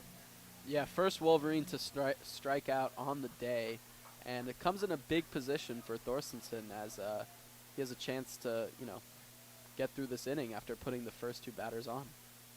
So Colin Priest steps in, the freshman first baseman, reached base in his 2 plate appearances, walked in his first, and had that pivotal 2 RBI single in the second. He steps in with 2 on. Anything in the outfield will likely score Garcia. The next pitch will be fouled back over the press box, foul. And again, 0-2 count. Yeah, Thorstenson's really got his breaking ball under control. Couple good breaking balls here to to Priest, and then a couple really good ones to Hrustic, but looks like he's settled into this game a little bit. Here comes the pitch. That'll be just below the zone. Priest checks his swing, but he did not break the plane, says third base umpire Michael Wiseman. And we'll do it at a 1-2 count with 1 out.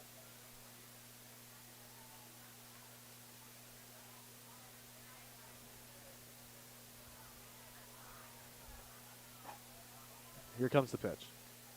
In the turf for a ball. Good job by Weber Niels to corral that one in. Keep the runner status quo. So now we're at an even count, 2-2. Dylan Stanton on deck for the Wolverines. Yeah, Weber Niels, great hitter, but also a great defensive catcher. Has really done a good job of getting his body in front of a couple balls in the dirt this game. So here comes the pitch. Priest checks his swing, but that'll be above the zone for a ball. Full count now for Colin Priest. Already drew a walk earlier in this one.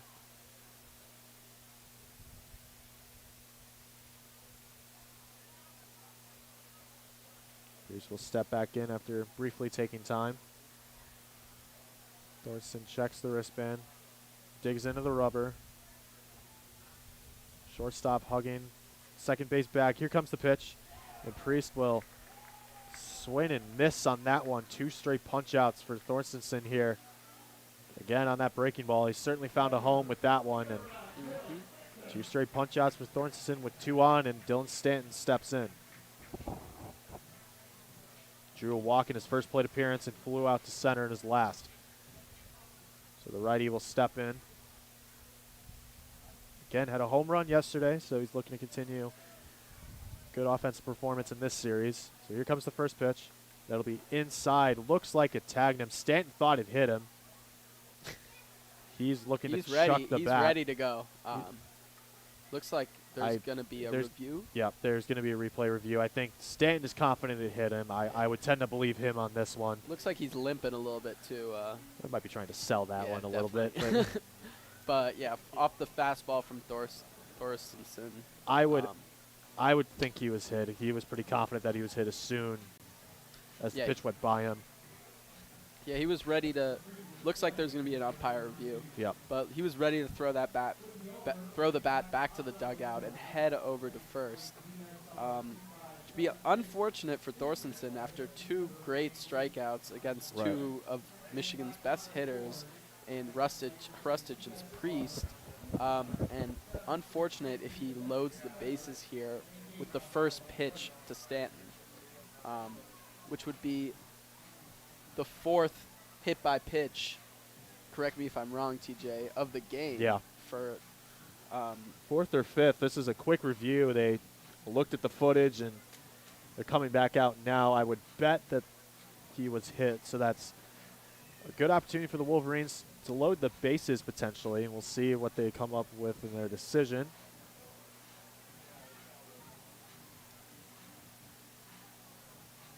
They're discussing it further.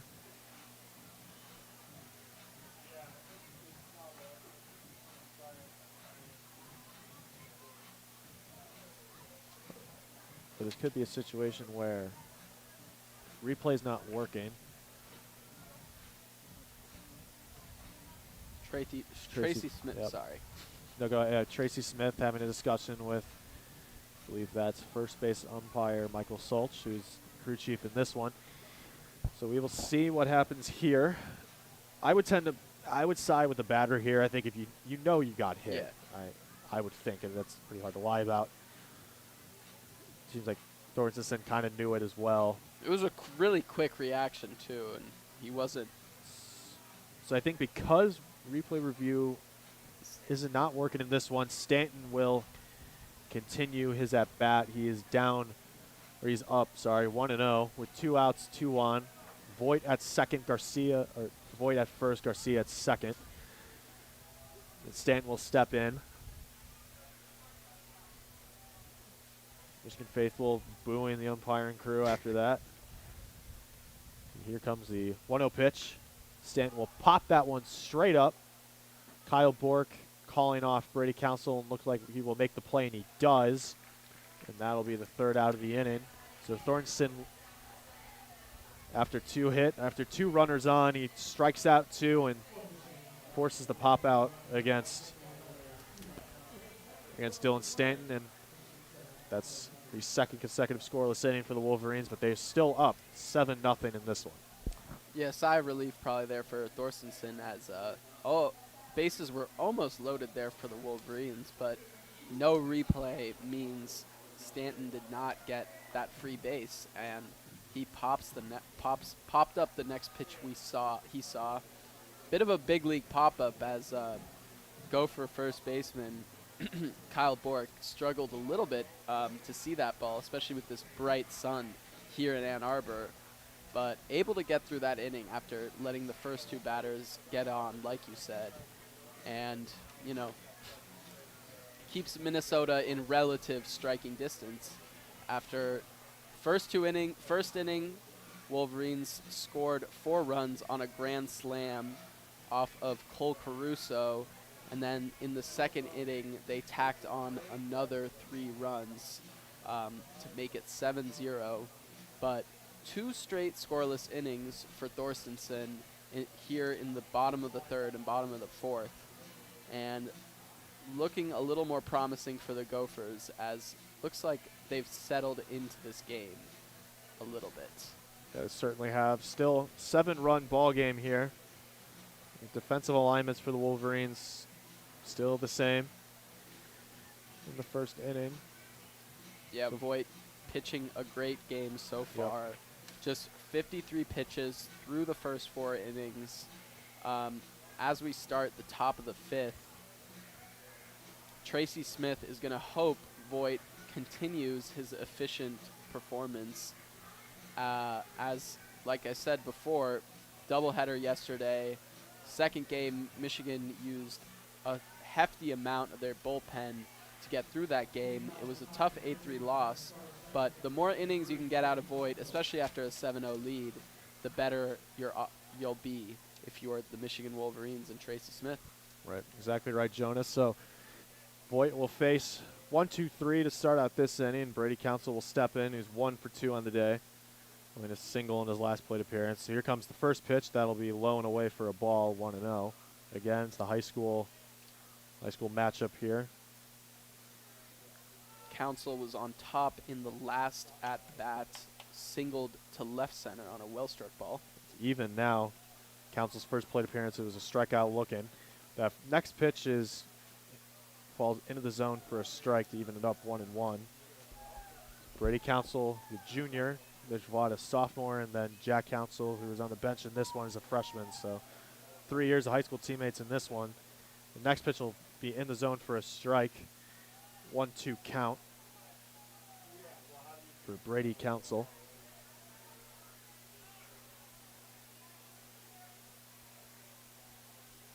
Here's the 1-2 pitch, and that is shot into center field. Garcia, standing under it, will make the play for the first out of the inning, and Mitch Vaught up 2-1 in the high school battle here. As Jake Perry will now follow the third baseman in this one. Yeah. 2 errors early in the game for Perry, which cost the Gophers a lot. And 0 for 2 on the day hitting, so we'll see if he can change that up. First pitch way ahead of the breaking ball there. Looked like a fool there. Mitch Voigt, very good breaking ball here. So he's up 0-1 with 1 out. Here's the pitch. And that'll be just outside of the zone for a ball to even it up 1-1. I'm not exactly sure what that pitch was. It looks like he threw it like half-heartedly, only 68.5 miles an hour. Outside the zone, though, so no chance for damage. Here comes the pitch. That'll be fouled back far to make the count 1-2. Yeah, that's the slowest pitch I've seen today. Looked like a little smirk on Mitch Voigt's face after it, so I wonder if there was a miscommunication or if something. you're up 7-0, you can get creative, experiment with some stuff. I guess. Big punch out there from Jake Perry. 2 pitches where he was made like a fool way out in front of the breaking ball there, and Voigt seems to have found a home with the breaking ball in this one. Yeah, 2 quick outs for Voigt here in the top of the 5th. as he's really looking strong. Still under 60 pitches, as it's looking like a very promising start for Mitch Voigt, one of his best of the season so far. We'll see if he keeps it up. So we will see. Weber Neal steps in, who's 2 for 2 in this one with 2 singles. Yeah, Neal's great defensive catcher and a great hitter as well. Been the bright spot on a tough game so far for the Gophers. Here comes the 0-0 pitch. That'll be grounded to Darnetti at short, who will fire it off to first, and that'll be the third out. Quick inning for Mitch Vaught on the mound, and still a 7-0 ball game. Yep. Great pitching for Mitch Voigt. Yeah, 1-2-3 inning there from Voigt. Just 61 pitches on the evening through 5. So another efficient and quick inning for Voigt, as he really has found his breaking ball as well. Has got a nice strikeout on Jake Perry, one of Minnesota's most dangerous hitters, as Thorstenson's going to come back out onto the mound for the Gophers. Pitched 2 straight scoreless innings, just only giving up 2 hits, two walks, and 2 strikeouts on the day. Was put into a tough position after a shaky start from the inexperienced redshirt freshman. Just his second start on the season, Nick Argento gave up the grand slam in the first inning to Cole Caruso to make it 4-0 for the Wolverines, and then unable to get his command together, which led to another 3 runs, basically all due to his pitching in the second inning. Thorstenson's come in and done a pretty good job in, shutting down the Wolverines relatively, but again, still a 7-0 lead here, as the Gopher Bats just really haven't woken up against a great outing from Mitch Voigt so far. I mean, besides that sacrifice fly that he allowed, or it's not an earned run on him. Yeah. I mean, that was from Steven Hrustich. That's about the best circumstance you can ask for with his power, and only, limiting the bleeding to only 1 run that came across. He's come in very good to keep this game status quo at a 7-run margin. And as he is a long-inning reliever for this pitching staff, I'm sure he'll be asked to do at least this inning, likely the next inning as well. As Cole Caruso will step in, walked in his last plate appearance, and be remiss to remind you of his grand slam in the first inning. So he will step into the righty batter's box against Thorstenson.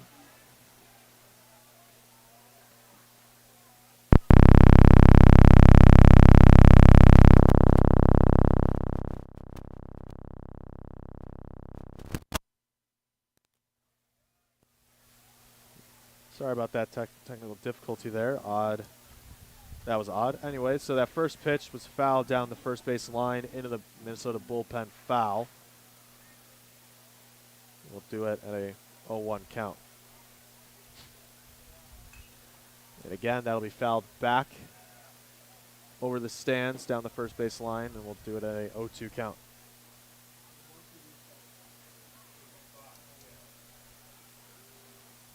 Yeah, the grand slam earlier, just Caruso's second home run on the season, but a very big one here for the Wolverines.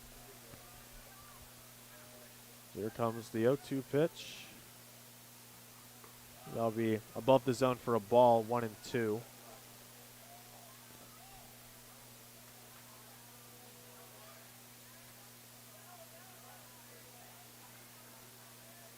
outfield playing back on Caruso, learning their lesson from the first one, and that'll be grounded to the shortstop, who makes the sliding grab, spins, throws to Bork. Great, phenomenal play from Jack Spinier at short to corral that one in and get the throw in time. So that's a great first out for the Golden Gophers. Mac Timbrooks settles in now in the lefty batter's box to follow. Yeah, great job there from Spanier. Slides to his left, gets the ball on gets his glove on the ball, and then a quick throw to first baseman Kyle Bork right on the money to steal a base hit from Caruso. So Timbrook will bunt. That'll go foul down the first base line. So it's an 0-1 count with 1 out, nobody on. Mac Timbrook looking to continue his success in this series. So far, 5 for 9. Yeah, Timbrook, a very speedy guy, 6 for 7 stolen bases, so you know why he's bunting and has the ability to get on base like that. Here comes a pitch that'll drop into center field for a base hit, and as you said, the speed threat is on the base pass for the Wolverines. Mac Timbrook, a single. Now he is 6 for 10 on the series. Great offensive showing this weekend from him, and Will Rogers will step in to follow with a runner on with 1 out. Yeah, great hitting there from Timbrook.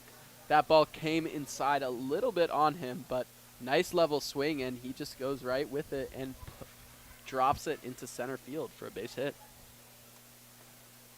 So he's on first. Will Rogers steps in, takes that first pitch low and away for a strike. It looked a little bit out of the zone, but nonetheless gets the call. He will step in an 0-1 count with 1 out. Thornton gets set. Will fire it over to first. Well aware of the threat Timbrook poses on a base pass. Yep. So we'll do it again at a 0-1 cloud cover now here in Ann Arbor. We'll see if it's been a gorgeous day here. We'll see. Pitch comes. That's outside to even it up 1-1.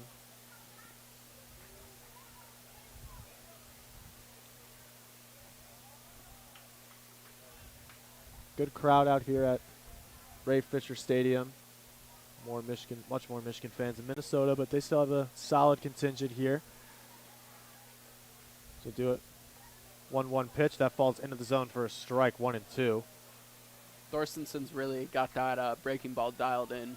These past 2 innings, it's been the pitch he's really relied on, and he's been able to get it over for a strike, and Michigan hitters haven't really been able to do anything with it so far.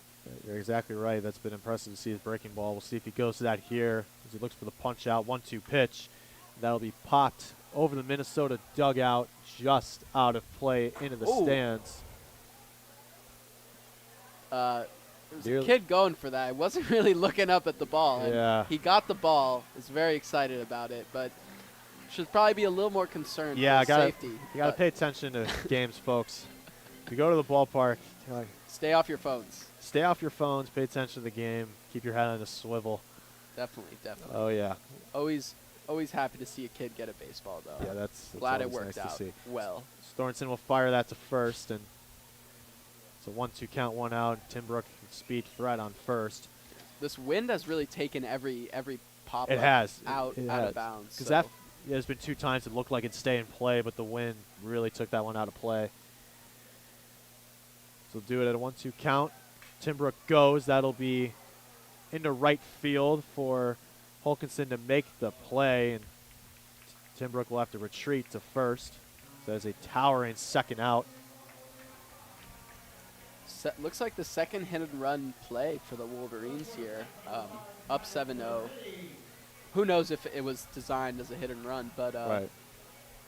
Obviously a pop-up there from Rogers, so unable to get anything out of it. But so Kyle Darnetti will step in. He was hit by a pitch in his first plate appearance and hit into a double play in the last one. He will fire it right back up to Thornton, and that'll be a base hit into center field. Thornton a little upset with himself. Could have made the play there, but that was a rocket off the bat of Darnetti, and there will be 2 on with 2 out for A.J. Garcia, making his 4th plate appearance in this one. Reached on all 3 so far, reached on 2 errors, and reached on a walk in his last one, so there will be 2 on. Darnetti at first, Timbrook at second. Garcia steps into the lefty batter's box, hugging the plate on this one. Thornton delivers. That'll fall into the zone for a strike. Good breaking ball from Thornton. Hit that outside corner there, and a good job from Weber Neals there to frame it and get the strike call for his pitcher. Here comes the 0-1 pitch.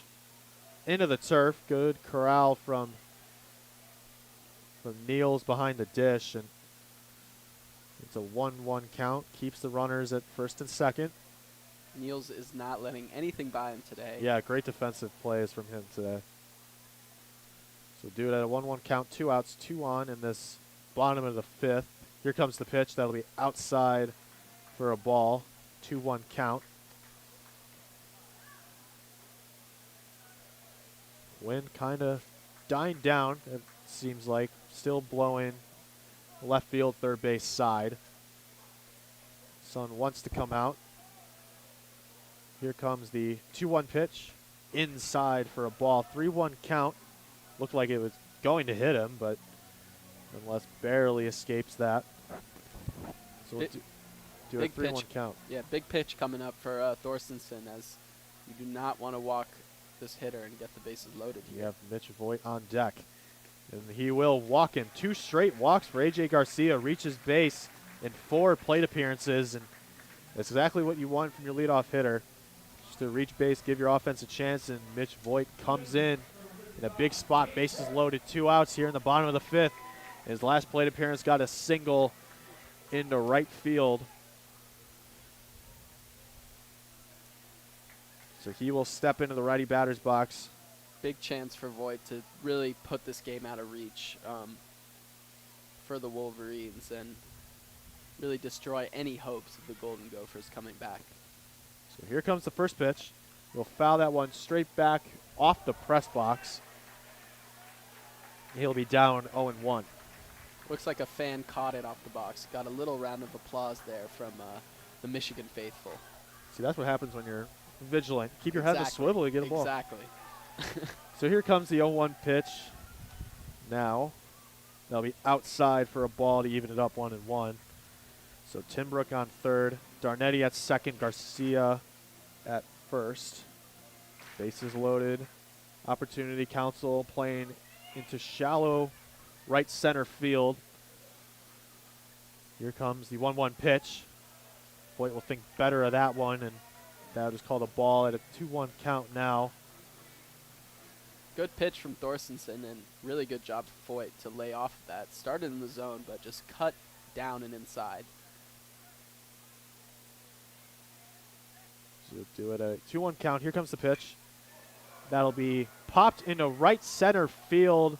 Tracking it is Fitzgerald. Actually, Hawkinson will make the play on that one, and that'll retire the side.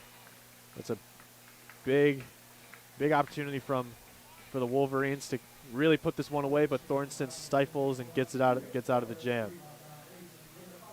Yep, third straight scoreless inning for Thorstensen. A little shakier there with leaving the bases loaded, but nonetheless, no damage done as the Golden Gophers stay within relative striking distance of this game, as they've got 4 more innings to start and mount some kind of comeback.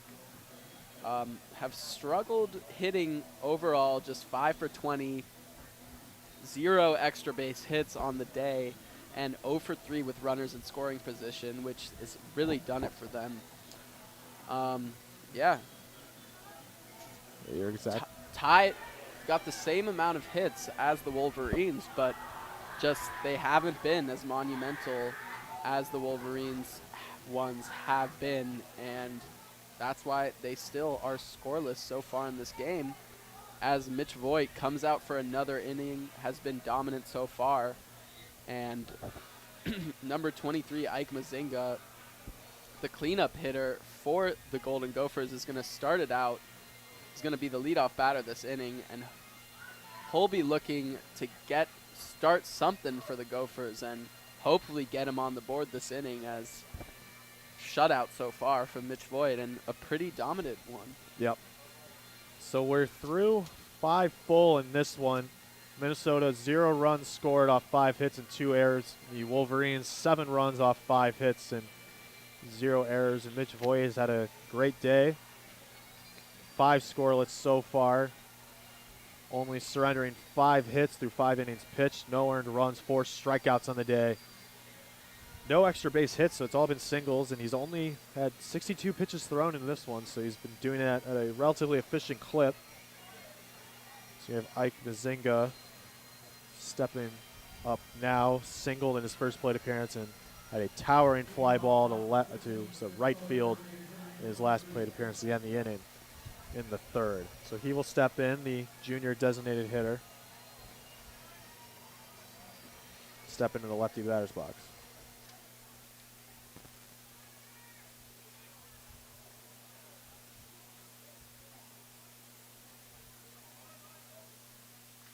He will foul that one straight back off the net. He's down 0-1.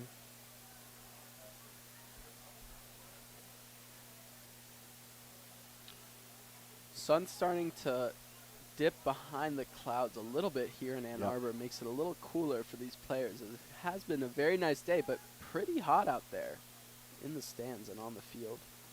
Especially with turf, yeah, that stuff heats up quick. So that next pitch is high for a ball, 1-1. 69 miles an hour on the radar. Slightly Another slow one. Right. Pitch from Voigt. Not exactly sure what he's doing. So here comes the pitch. Mazinga will foul that one down the third base line, foul. Now he's in a 1-2 count with no outs. Nobody on here in the top of the sixth.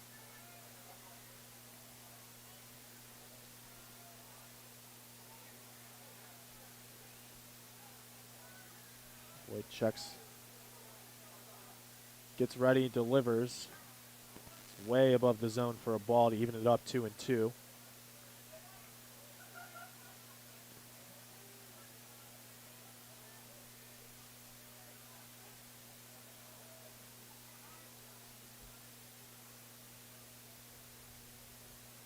Here comes the 2-2 pitch, and that's a towering fly ball to right field. On the track is Hrustich, who attempts to make the grab, but that is over the wall for a home run.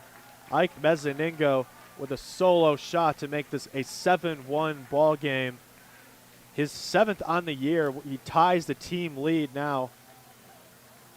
And now it is a 7-1 ball game. That is Voigt's first extra base hit allowed, and really the first crack we've seen in his play in this one. Yep, ball just drifted a little too far over Hrustich's head, and he's unable to come up with it. But big hit there from Mazinga, and see if that sparks something in this Gophers offense. Yeah, that just snuck over the wall in right field. Mitch Vlatt will go against Josh Fitzgerald, and that'll be popped up down the third base line. And that'll bounce off the locker room into the Michigan bullpen. Again, the wind taking most of these pop-ups out of play and not giving these pitchers any easy outs when it comes to foul outs. But it's led to an interesting game so far. Exactly right. And Fitzgerald now up in a 1-1 count, as that one was high.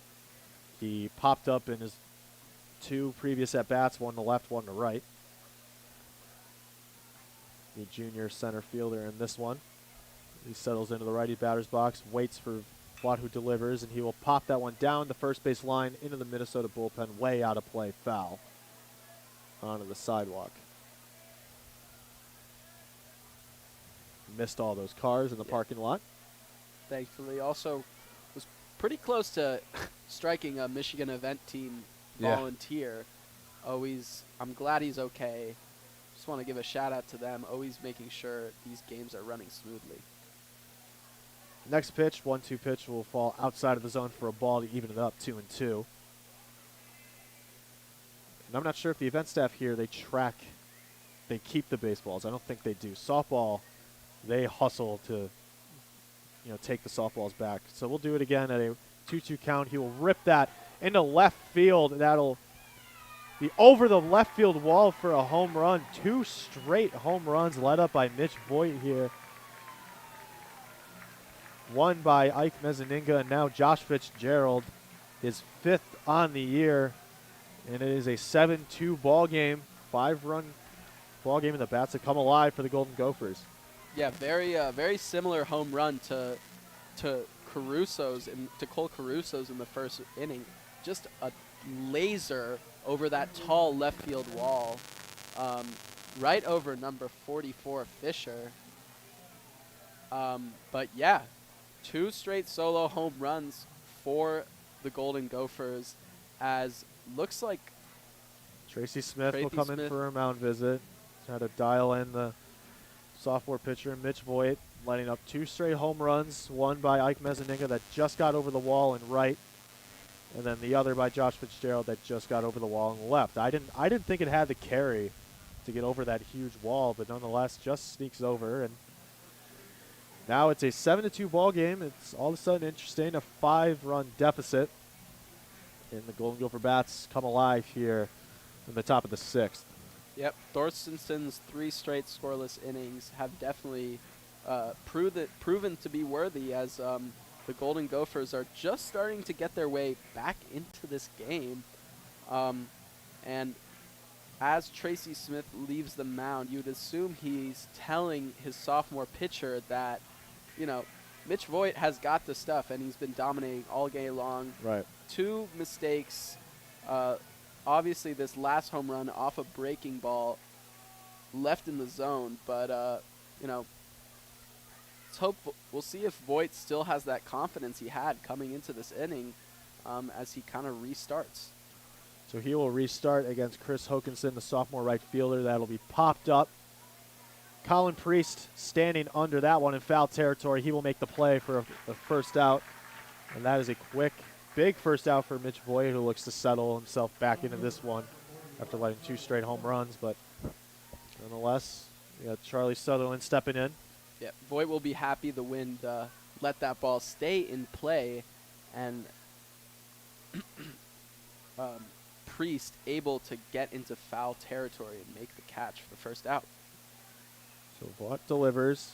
That pitch will be in the zone for a strike. Sutherland struck out in his first plate appearance, was hit by a pitch in his last.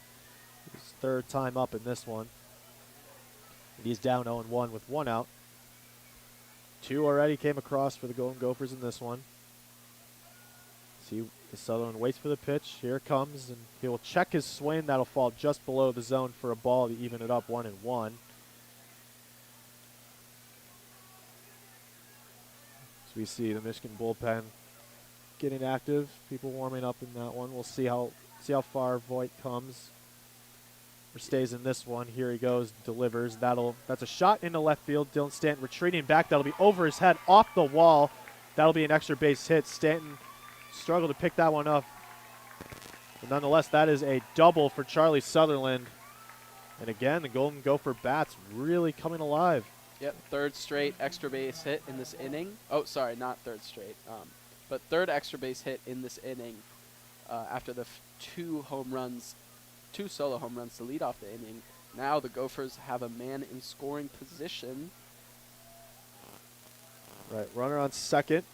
Scoring position for Minnesota. Kyle Bork will step in, singled in his last plate appearance. First pitch, breaking ball into the zone for a strike, and that ball carried a lot more than I thought. I thought Stanton at least would have a play on that one, but that was over his head and off the wall. Lucky he got that one in, but after initially struggling to corral that one in. Nonetheless, runner in scoring position for Minnesota. Here comes the 0-1 pitch. That'll be popped down the first base line. We'll see if that stays in territory, and it will. Priest will come up with the play against the wall, and that is a towering second out for Mitch Voigt with a runner in scoring position. Again, the wind dying down, really helping Mitch Voigt here. Two pop-ups on the right side of the infield has gotten Voigt the 2 outs this inning, as looks like Jack Spinier was initially scheduled to come up, but it looks like there will be a change, and that'll be, looks like Sam Hunt is taking cuts real quick. Yeah, it'll be Sam Hunt pinch hitting for Jack Spinier. Yeah. Smart move from the experienced John Anderson. Got a runner in scoring position, already got 2 runs across the plate this inning, and you really would like to get this 3rd one through. really get back into this game and cut the lead to 4 for the Wolverines.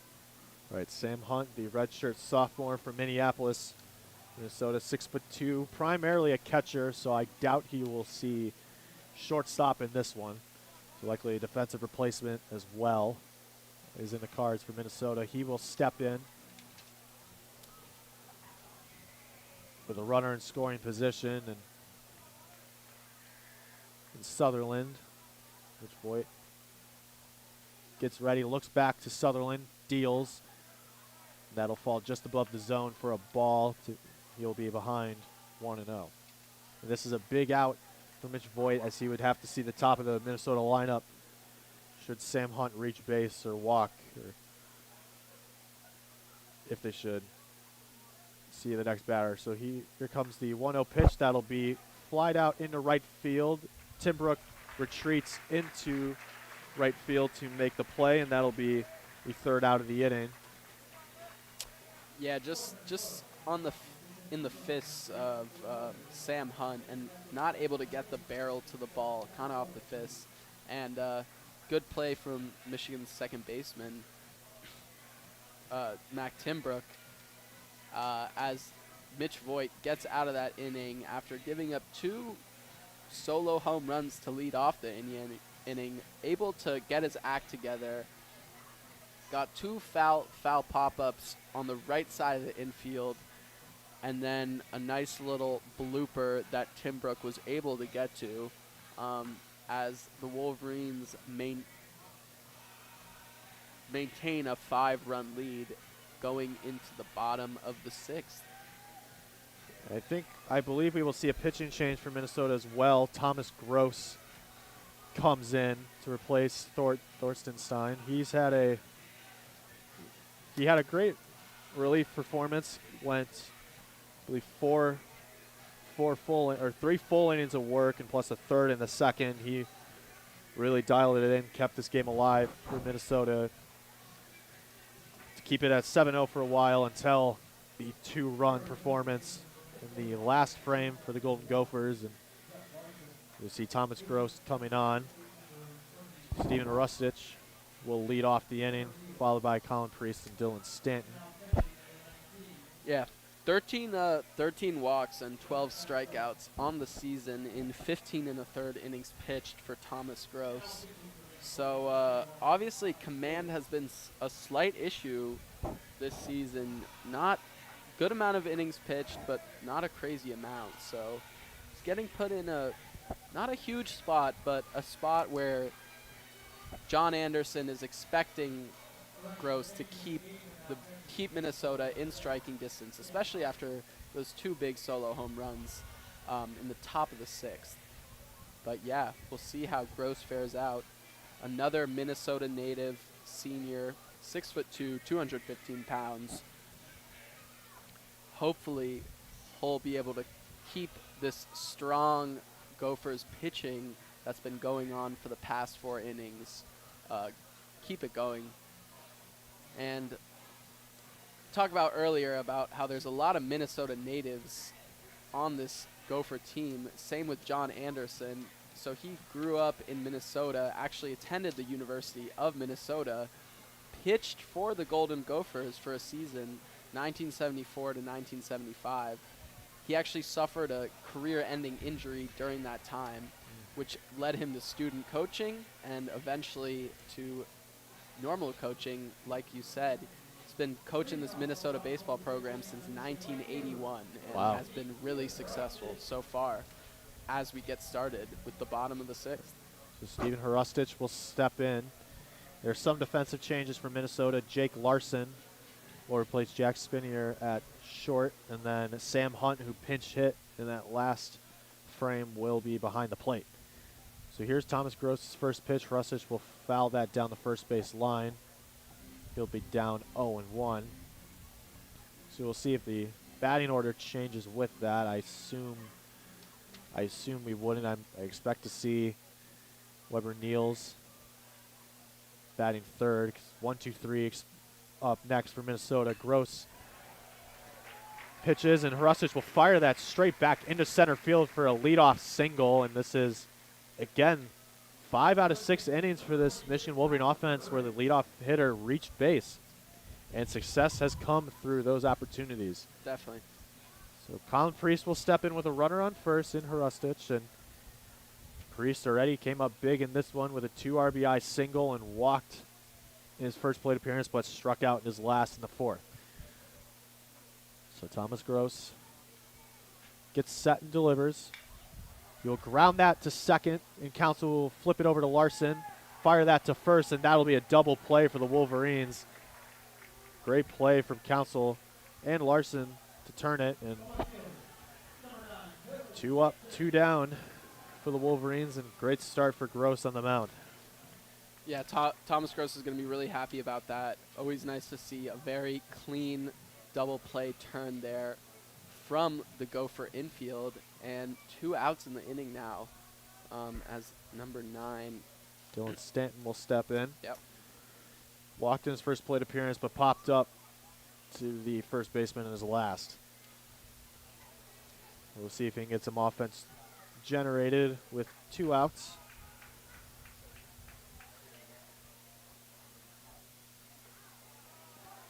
Next pitch will fall into the zone for a strike to even it up 1-1.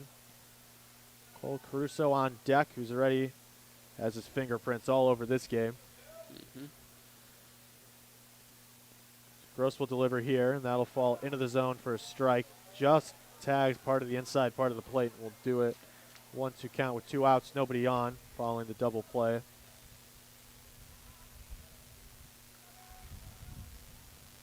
Stanton waits.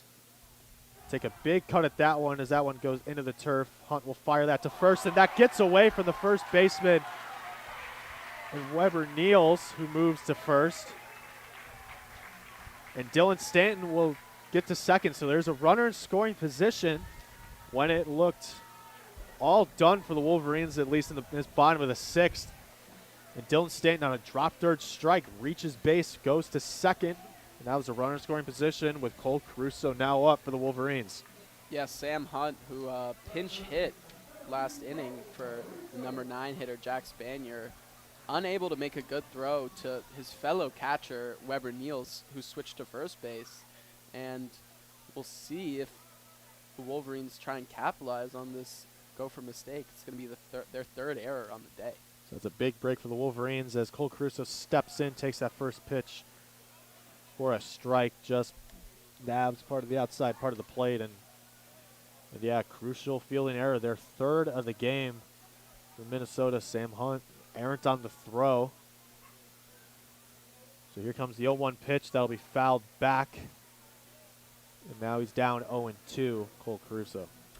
Yeah, it's not going to instill too much confidence in your pitcher making errors like that. But looks like Gross is pretty unfazed as he gets ahead quickly, 0-2. Here comes the payoff pitch. Just inside to make it a 1-2 count. Good patience from Cole Caruso on that one. Mac Timbrook is on deck. Should Caruso reach?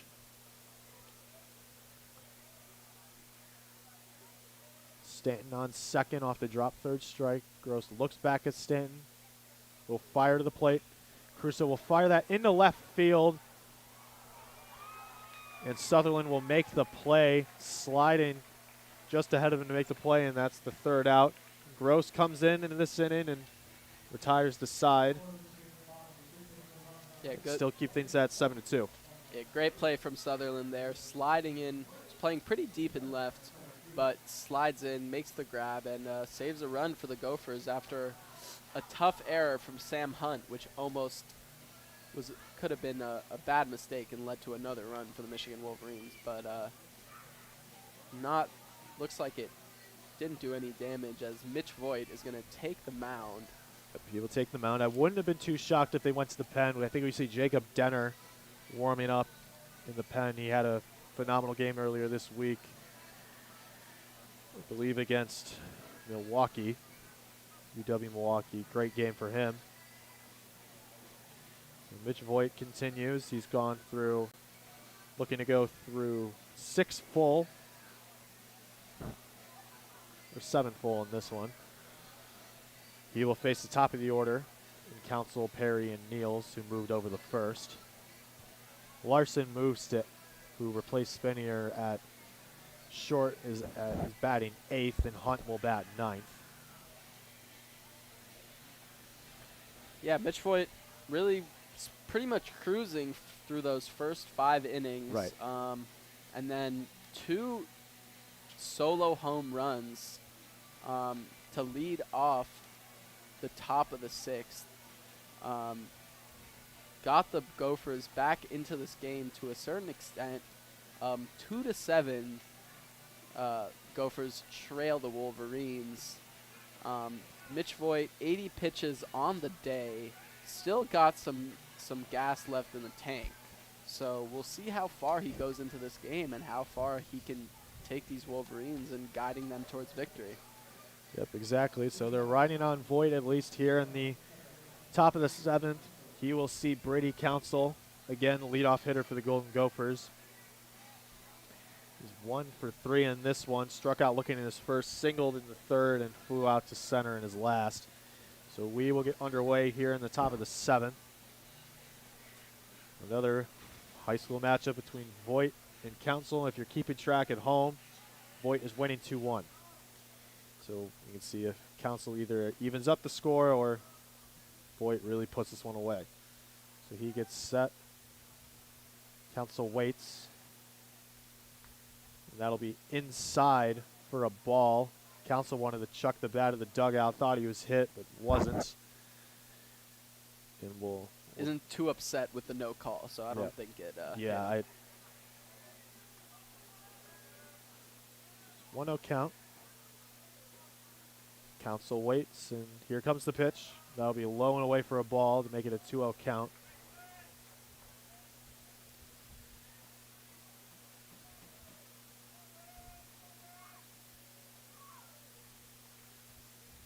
Sun kind of getting through the clouds here. As here comes the pitch. Council will foul that one over the press box, foul to make it a 2-1 count.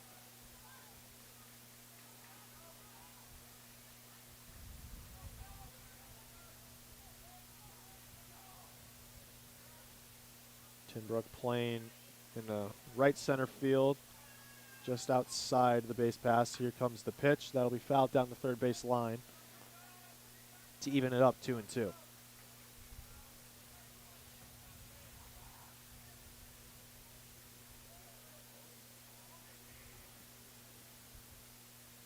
Caruso hugging the line down at the hot corner. And here comes 2-2 pitch. That'll be ripped to Caruso, who played that perfectly with the shift. Throws it over to first in time for the first out. Great defensive alignment, great play from Caruso to get the first out.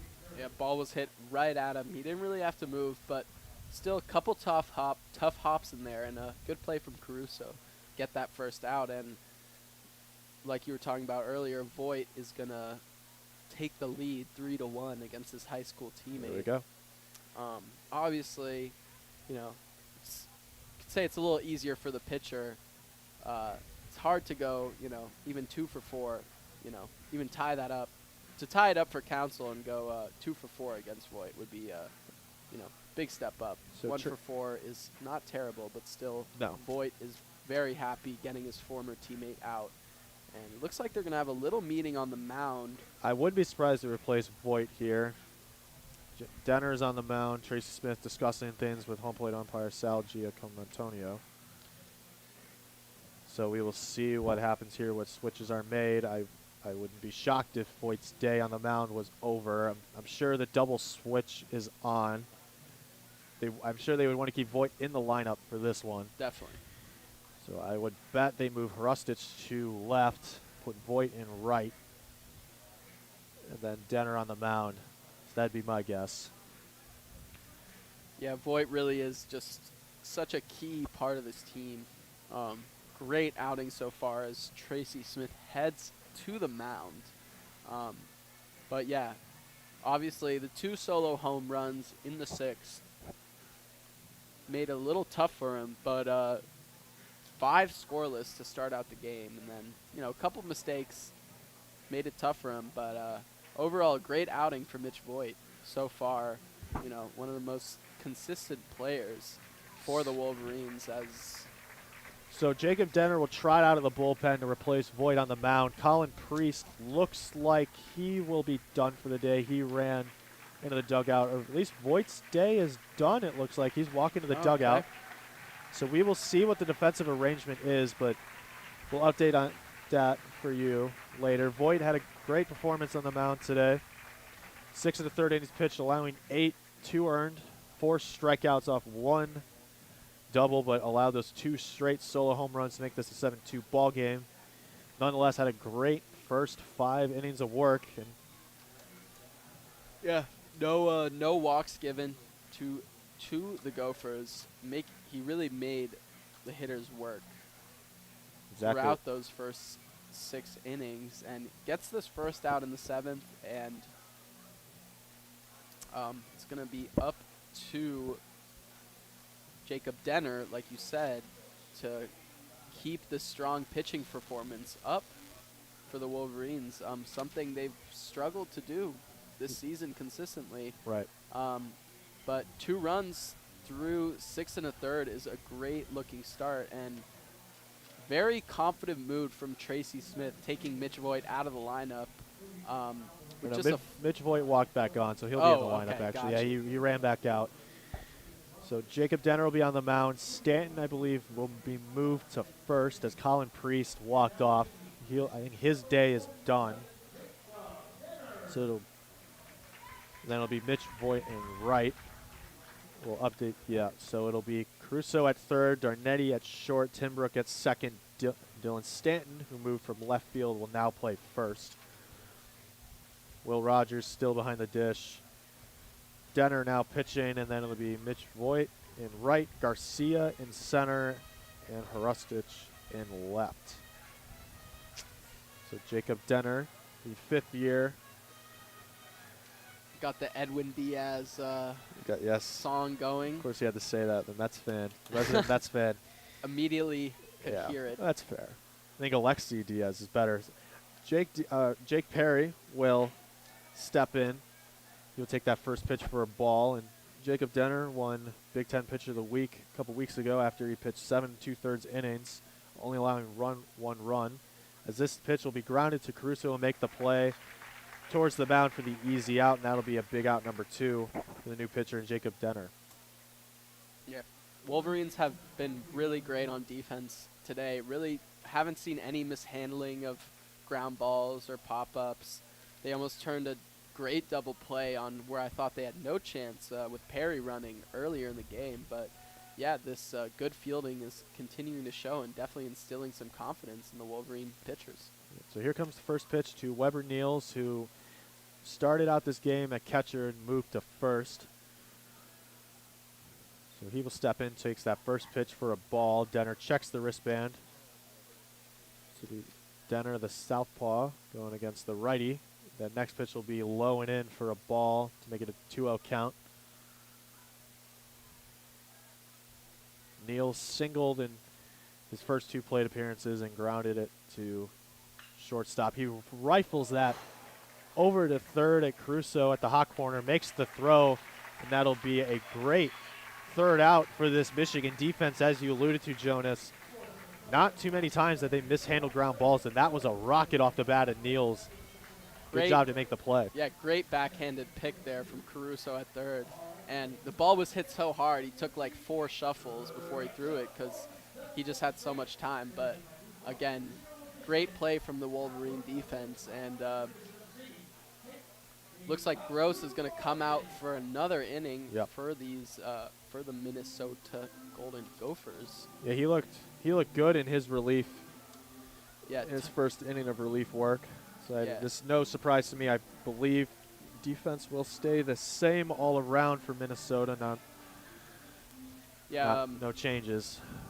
On a drop third strike, which would have been the third out, Sam Hutt made a pretty shaky throw to first, and for the third error of the game. But Gross was unfazed by it and just kept going, got the next out, and still a 5-run deficit as the Gophers only have 2 more turns at bat once they get through this inning. So Right, important to keep this deficit to just 5 if they're going to want any chance in these last 2 innings of clawing back into this game. Yep, exactly right. So Mac Timbrook will start out with Will Rogers following and Kyle Darnetti. And as you said, these innings are just getting more and more important for the Golden Gophers if they want to secure the series win. Michigan, they've been in the driver's seat in this one for the whole game. From that first grand slam from Kyle Caruso, and Mitch Voigt looked locked in to start in this game. Faltered towards the end through a 2-run top of the 6th. Yeah, they've been in full control of this one, and they look to secure the series win in this one. So leading off is Mac Timbrook, who has had a phenomenal series, 6 for 10 in this series so far. Had a single in his last plate appearance. He digs in, takes that first pitch inside for a ball, nearly hit him on the wrists. So he's up ahead 1-0. Gross will deliver, and that's a towering fly ball to center field. Going under it is Josh Fitzgerald to make the play, and that'll be the first out of the inning. Quick out for Thomas Gross. It's Mac Timbrook, who has been on a tear in this series for the Wolverines. Yeah, the bottom of the lineup here for the Wolverines. Been able to get on base good amount so far this game, but if you're Gross, you're looking to take them down 1, 2, 3. If you're feeling as good as you are. Here comes the first pitch to Will Rogers. Takes a big cut at the breaking ball there, and he's quickly down 0-1, way out in front of that one. Thomas Gross's breaking ball seems to be clicking here. Yeah, just cut right out of the strike zone. No chance for Rogers. That next pitch will be low and away for a ball to even it up 1-1. And we will again see the top of the order should Rogers or Darnetti reach base. Here comes the pitch. They'll just get the strike zone for a strike to make it a 1-2 count with 1 out. Kyle Darnetti on deck. Will Rogers settles into the righty batter's box against the righty and Gross. He will rip that to third. Just gets past the glove of Jake Perry. That'll get into left field for a base hit. So Will Rogers will get across with a single and give Kyle Darnetti a chance to advance. And I thought Jake Perry had a play on that one, but that just stretched outside his glove, and Wolverines have a base runner, and that is their 7th hit of the game. Yeah, just beyond the reach of the diving Jake Perry, but yeah, good hit from Rogers, and now we got the number 9 hole hitter. So here's Kyle Darnetti, takes that first pitch way outside for a ball, stone cold take. No thought of going around on that one. He's ahead 1-0. AJ Garcia on deck. The lineup card should flip over. Here comes the 1-0 pitch. That'll be in the turf, corralled by Sam Hunt behind the dish to make it a 2-0 hitters count. And this up and down this lineup, the Wolverines have a remarkable ability to work themselves into great hitters counts even when you're down 0-2. Just really great at giving themselves a chance here in these games. So he will face the 2-0 pitch from Gross. Here it comes. That'll find the zone for a strike. Make it a 2-1 count.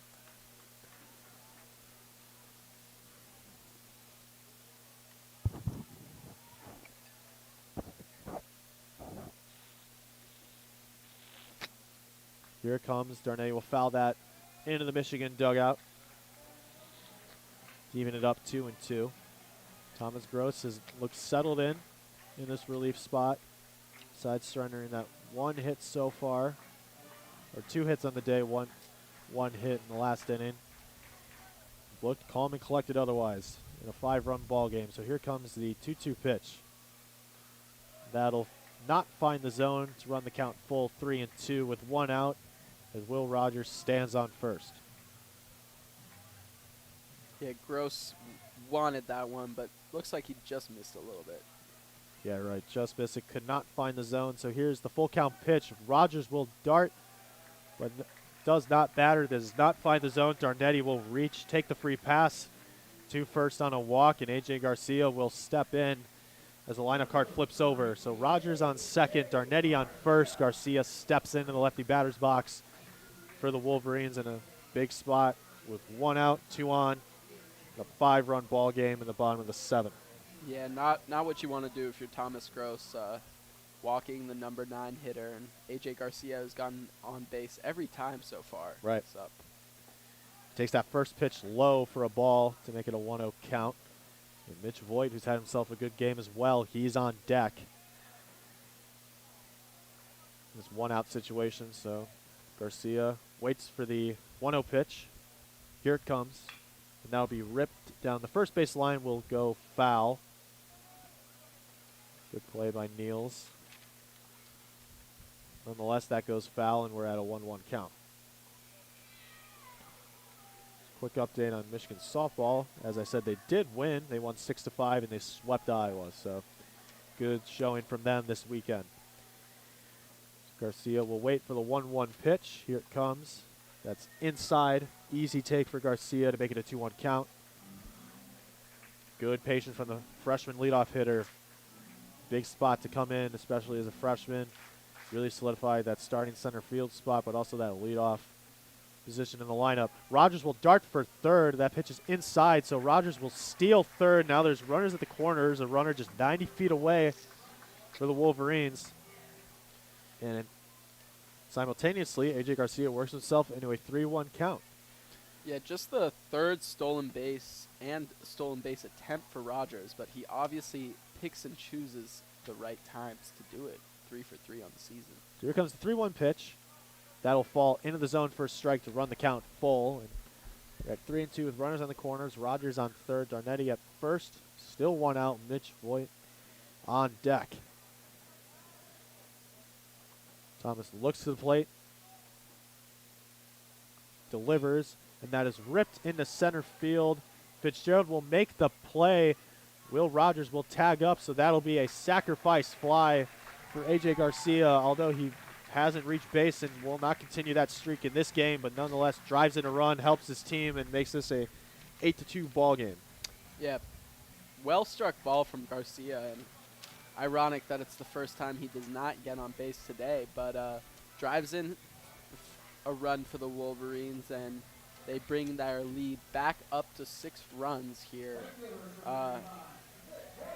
with the as that gets the first out done in the inning. Oh, and looks like some confusion the here. ball, the umpiring crew. Yeah, they just threw the Let's go ball look at this one to third base to see, and just in case A.J. Garcia didn't touch third, or Rogers didn't tag up. Yeah, didn't. Sorry, Left too early, possibly. Well, they'll look at the booth at this one, so we'll see. see. So far, right now, it's an 8-2 ball game. This could potentially erase the run. Yeah, replay wasn't working earlier on that we'll hit see. by pitch call, Good. but I'd assume they can see whether Garcia left the bag early, but Yeah. So lucky we are next to the Big Ten Plus crew, who has a monitor, and we can likely see the replay if they show it on their coverage. But you should stick to WCBN's coverage of this game. Free commercial-free content, no breaks, and it's student radio. There's nothing better than that. So we will see. I'm not sure. Oh, this might be an issue of whether Fitzgerald caught it, because he stumbled into the ball. He stumbled into the ball and it kind of tripped up. So I'm not sure if he actually made the grab or if it hit the ground and he just fielded that one. So I think the run will score. It's just a matter of whether Garcia gets tagged with the hit, the RBI single. No, I think the run isn't the issue. I think it's whether the ball fell just in front of Fitzgerald's glove. So we'll see what the umpiring crew decides here. It's still looking over the replay. They are done. They have made their decision. They will trot back out. We await their decision. Nonetheless,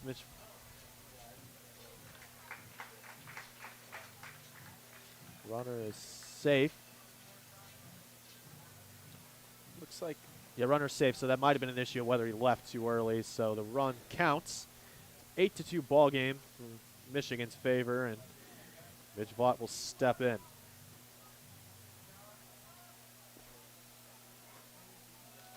one for 4 on the day, obviously, but Michigan's most dangerous bat. And big out here for Thomas Gross to get as he looks out to close this 7th inning.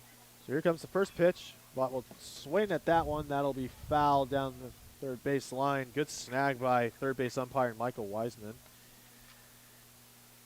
Making it look easy. Corral that one. Yeah, he made that one look easy. That was a rocket. We'll do it at a 0-1 count with 2 outs. 1 run already come across, and Darnetti stands on first. He will slide back in as Gross fires it off to first, and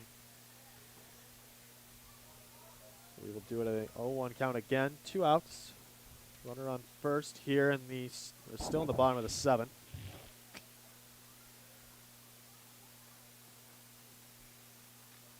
Here comes the 0-1 pitch. That'll fall into the zone for a strike. Voigt's quickly down 0-2. So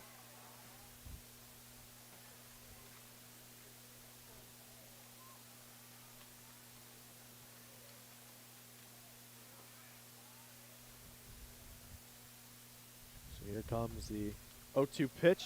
Darnetti goes. That plunks Voigt, in the back. So he will take the free pass, and now there will be runners on first and second. I believe the 5th Michigan batter hit by Minnesota pitchers in this one, so command is clearly an issue with Golden Gopher pitching staff. But nonetheless, the Wolverines will take it. Now there will be runners at first and second with Steven Hrustich stepping in, who's 1 for 3 and had a single in his last plate appearance. And Minnesota will take a mound visit with the infield and the pitching coach. Likely smart move. As good as Michigan offense has been today, they definitely could have been better. 4 for 17 with runners on today, so they've been able to get the runners on base, and a couple big hits. Obviously, Caruso's grand slam in the first, right, and a couple more great base hits and a sac fly in the second inning. But a lot of base runners for Michigan. They haven't gotten them all home, but enough to put this game out of reach right now for the Gophers, as looks like the mound visit is going to be over, and Gross is going to stay in this game, as he has been pitching pretty well. Lost a little bit of his command against Voigt there, but he'll be confident that he can get this third out here in the inning against Steven Hrustich. So, yep, Steven Hrustich steps in. An interesting tidbit, Jacob Denner on deck, the pitcher. He has not had an at-bat this season. So that'll be an interesting development should Hrustich reach. And the first pitch will be low and away for a ball, 1-0. So Voigt on first, and Darnetti on second. Hrustich now up. He's up 1-0. Single in his last plate appearance, but struck out in the 4th. Solid 1 for 3 day for him at the plate. Gross looks to the runner and steps off the bag. Looks to Darnetti at second, who darted in the first one, but didn't matter because Voigt was hit in the back. So here comes the 1-0 pitch. Big cut by Hrustich on the breaking ball there. Trying to get his 10th home run of the year. Yeah, he was certainly swinging for the fences on that one, but nonetheless, counts even now, 1-1. 2 runners on.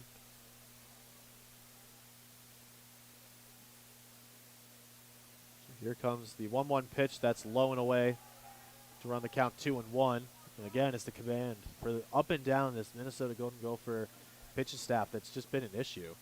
With 5 hit batters, and I don't know how many walks they've allowed in this one. 6 walks in this one. Yeah, command is certainly an issue, and Wolverines taking full advantage. Here comes the 2-1 pitch that is outside. Sam Hunt cannot corral. Both runners will advance, and now 2 runners are in scoring position with 2 outs here for the Wolverines. Big break for them. Darnetti just 90 feet away from turning this game back. And Hrustich will be awarded first. I might have been hit on that one. We'll see how they scored. Oh, he's intentionally walked okay. to load the bases because you have Jacob Denner, who has not had a single at bat in this one, or in this season. Pitcher only is taking a cut in a big spot. 2 outs, bases loaded. It's an odd spot for the Wolverines. Yeah, Tracy Smith confident in his team. He takes that first pitch for a strike. This man, the entire Michigan dugout at the top step, watching their teammate. Pitcher only. The whole crowd is into this one. Next pitch is in there for a strike, and he's quickly down 0-2. This is a funny circumstance. Yeah, it doesn't even look like he's ready to swing at all. He's just the taking PO these. in a big spot. Bases loaded. 2 outs here in the bottom of the 7th. Here comes the 0-2 pitch. He'll take a cut at that one. Foul tip to stay alive. 0-2. The Michigan fans really hyping him up.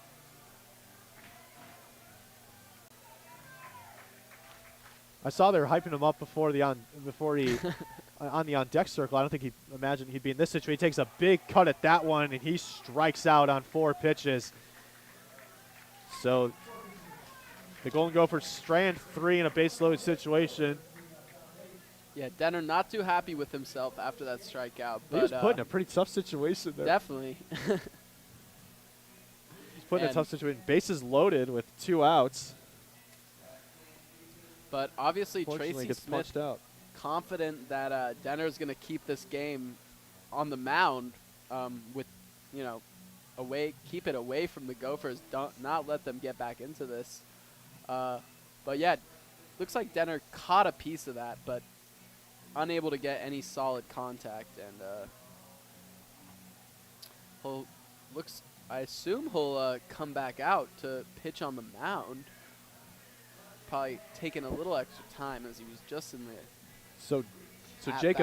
Jacob Denner, actually, from our research team, since Voigt moved from pitcher to the outfield, they lost the DH spot, so they're going to have the pitcher hit. So Denner, that'll likely be his only at bat, maybe in the bottom of the ninth, barring a remarkable comeback for the Golden Gophers. But that should be the only situation in this game where that becomes prevalent.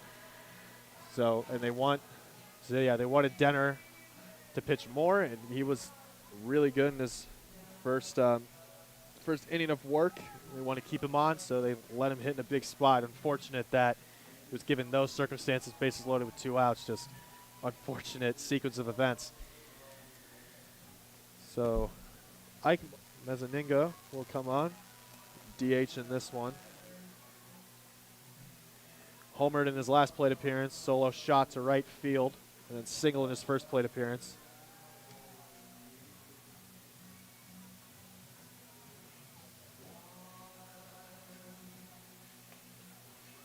No defensive changes, still the same from the last inning with Hrustich in left, Garcia at center, Voigt at right, and then the only change in the infield is Stanton at first. With Denner still pitching, he will face the cleanup hitter in Ike Mezzaninga. 2 for 3 again with the solo shot in his last plate appearance and a single in the first. So here comes the first pitch. That'll be a ball, 1-0.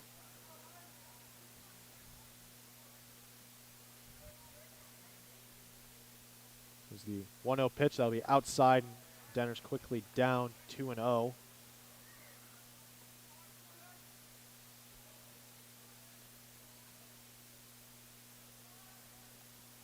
Zinga has 17 walks on the season, but takes that one in for a strike with 2-0 count. Watch that breaking ball go by. He settles back into the lefty batter's box. Waits for Denner, who deals. And that'll be ripped into right field for a base hit just past Tim Brooks' glove, and Watt will quickly get that one in. And the Golden Gophers have a leadoff base runner on, with Josh Fitzgerald stepping up, who's 1 for 3 in this one. Yep, good hitting from Mazinga. Lefty on lefty, but able to get great contact on the ball and shoots it past second base. Josh Fitzgerald steps in. The junior center fielder hit a home run in his last plate appearance. Fouls that one down the first base line, out of play. Just missed a car there. Yep. Parking lot. Fans will be Surprised they great. don't have a net. It seems like that's a lawsuit waiting to happen. Yeah, Yeah, they probably have to park at your own risk. Anyway. they should. I mean, Yeah, I'm sure they do. Here comes the pitch. That'll be a ball, even it out 1-1. Yeah, that is truly parking at your own risk. If you are facing parked against the field. sidewalk Yeah, facing the yeah. baseball stadium, that's a risk. I don't know if I'd take that. Here's the 1-1 pitch. Inside for a ball, 2-1.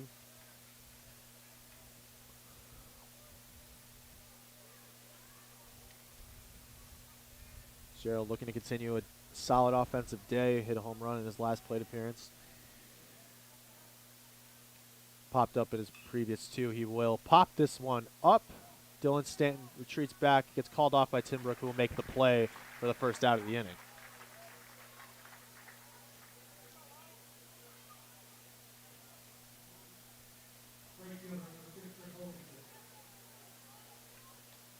So Chris Hokinson will step in to follow Josh Fitzgerald.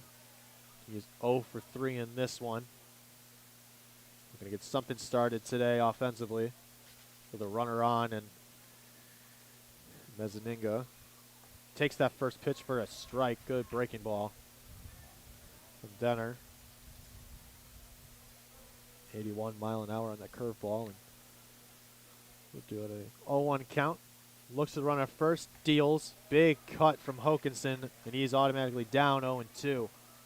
Good pitching from Denner on the mound.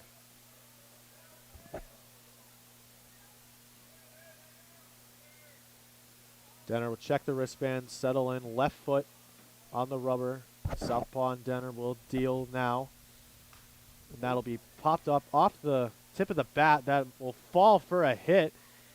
Harustich will throw that one into second for an out. Heads up play from Steven Harustich in left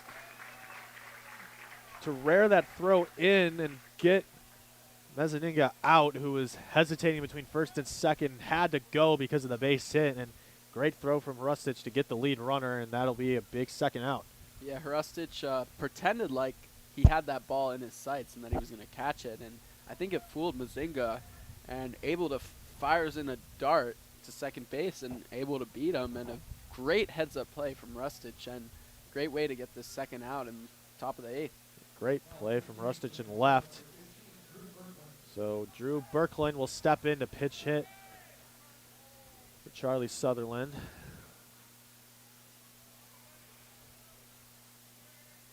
The sophomore who also plays catcher for this team, 6 foot from Minnesota, another home state kid.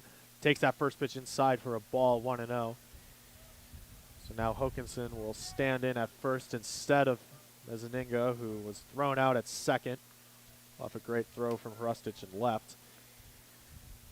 Birkland settles into the righty batter's box, takes that first pitch in again for a ball, and he's up 2-0.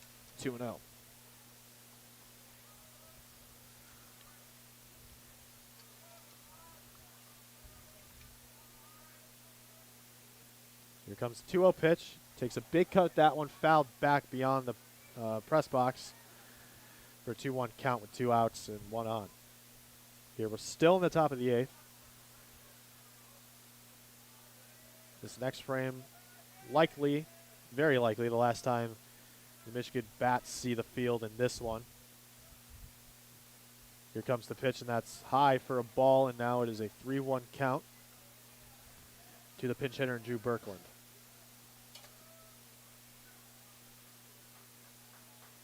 Birkland will settle in again. Here comes 3-1 pitch. Take a big cut at that one, and now the count's full, 3-2. Big swing from the pinch hitter and Drew Birkland. And now Denner has an opportunity to work himself back despite being down 2-0 at 1 point in this. So here comes the pitch. The runner goes. That'll be a walk. Or that'll be a called strikeout.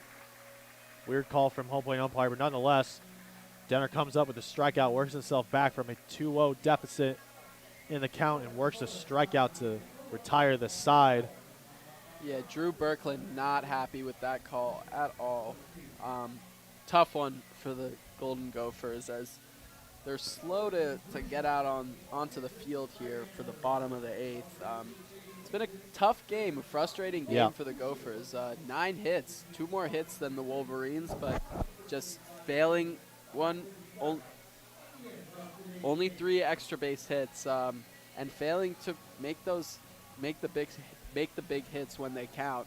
0 for 5 with runners in scoring position, 3 for 12 with runners on base, 5 strikeouts, and 0 walks. I mean, the Wolverines really haven't given Minnesota anything when it comes to runners on base. But yeah, it's been a tough one for the Golden Gophers, and looks like they've got a new pitcher on the mound in Will Whelan from Centennial, Minnesota. Again, another Minnesota native here for the Golden Gophers. Just 9 1/3 innings pitched so far this season, but pretty good. 1-0 record, 18 strikeouts, and 8 walks, which is a pretty good ratio with the 3.86 ERA. Obviously small sample size, but he's showed some promise so far this season for the Gophers, and the 6'2", 195-pound southpaw will look to, just get a good, quick top of the 8th and, give the Gophers one more chance at bat with this 6-run deficit that they really haven't been able to dig into. Right. All you want, just keep it a 6-run game. Give your offense a chance. They will, I believe, they will see the bottom.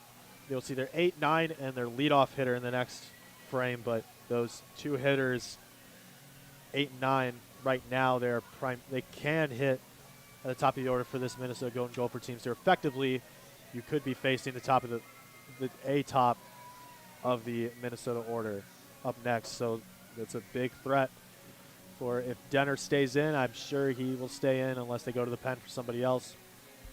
Nonetheless, Will Whelan will step in here. Dylan Stanton will come up to start the inning, followed by Caruso and Mac Timbrook here. So Stanton will step in the righty batter's box. He is 0 for 3 in this one, struck out in his last plate appearance, but drew a walk in his first and scored off the Caruso grand slam in the first. So he will step in against Whelan. Southpaw versus the righty. Favorable matchup for Stanton. Here comes the first pitch. That'll be inside for a ball. Easy take for Dylan Stanton. 93-mile-an-hour fastball there. 92.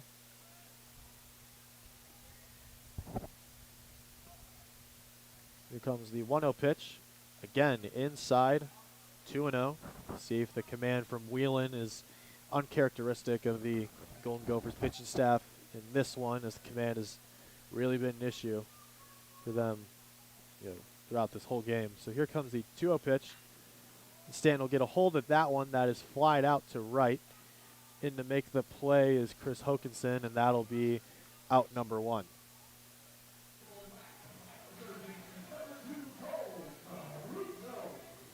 Cole Caruso here will step in.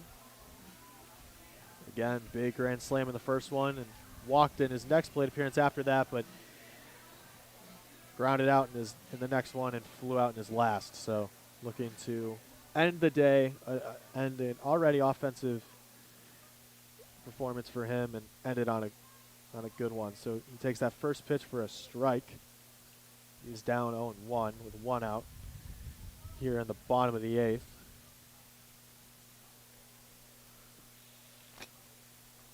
So here comes the 0-1 pitch.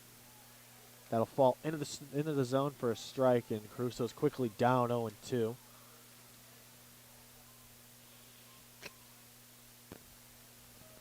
Timbrook taking cuts in the on-deck circle. Caruso chokes up on the bat. Down 0-2. Here comes the pitch. Fouls that one back over the press box. And we'll do it again, an 0-2 count.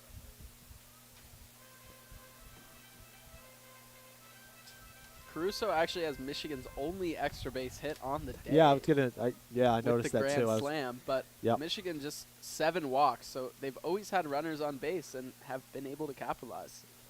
So here comes the 0-2 pitch. You'll take a cut, get a piece of that one. That'll be fouled straight back.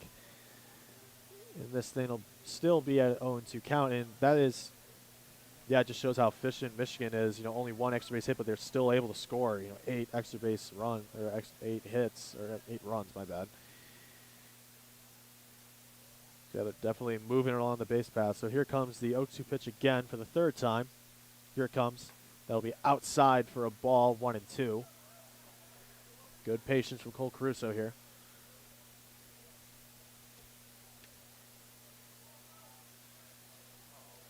Yeah, the 7 walks, 3 errors, and then 4 hit by pitches has put a lot of Wolverines on base for free. Here comes the 1-2 pitch again, outside and up, not even close to the zone there, and that'll even up the count 2-2. 1 out, nobody on. Left field playing deep, about 7 feet away from the track. Here comes the pitch. That'll be ripped into left center field. That'll fall for a base hit. Surely it'll be extra bases off the wall. Fitzgerald does not play that too well, and Caruso stands in at second for an easy double. He slams the hammer on second. And boy, has he had himself a day. The grand slam and a stand-up double into the gap in left center. And Mac Timbrook stands in with a chance to extend this lead for the Wolverines. Yeah, like I said before, that's just the 2nd extra base hit for Michigan, both coming from Caruso. Right. But no problem getting those runs in, and a grand slam to start off the game is always nice, and they've held on. Hard to complain since. about a leadoff grand slam in the bottom of the 1st. Here comes the first pitch to Mac Timbrook. That'll be into the zone for a strike.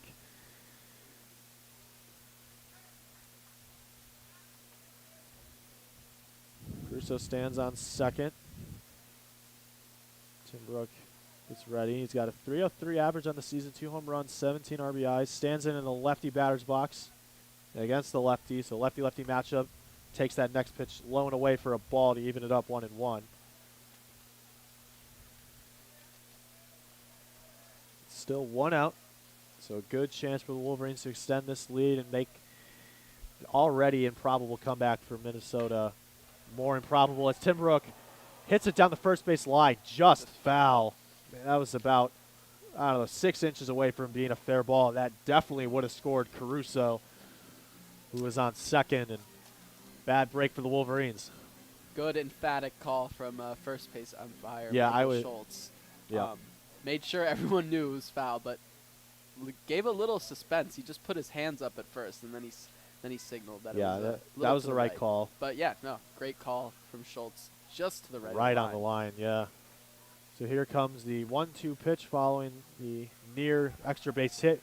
Oh, and that's way out. Nearly hits Timbrook. Caruso will advance to third, so that's a stolen base, and now there's a runner just 90 feet away for the Wolverines as they aim to make this a 7-run deficit headed into the top of the 9th. Just Wolverines looking to get a little extra insurance. Not sure if they exactly need it, but well, it certainly never hurts. Definitely, and never hurts. Pitch went over Timbrook's head. Yeah, that's. If I'm not mistaken. About the 5-6 times where Michigan batters have nearly been hit in the head by the Minnesota pitching staff. So, yeah, command's really an issue. This Minnesota team going forward. So here comes the 2-2 pitch. Council playing real close along the base pass, and that'll be ripped into right center field. That has got some carry, and that'll be off the wall in right center field. Fitzgerald will make the play. Caruso will score from third, and Timbrook is again back-to-back stand-up doubles into the gap, and that certainly had some carry on it by Mac Timbrook. Yeah, great hitting from Timbrook. continuing his great offensive performance, which started yesterday in both games of the doubleheader. And yeah, after I pointed out that the Wolverines had just had one extra base hit all day, they get two stand-up doubles in a row, one from Caruso, one from Timbrook. Caruso scores on that one, and yeah, Michigan takes back the 7-run lead that they had through most of this game. Yeah, and another insurance run, which definitely does not hurt. And as the number 9 hitter,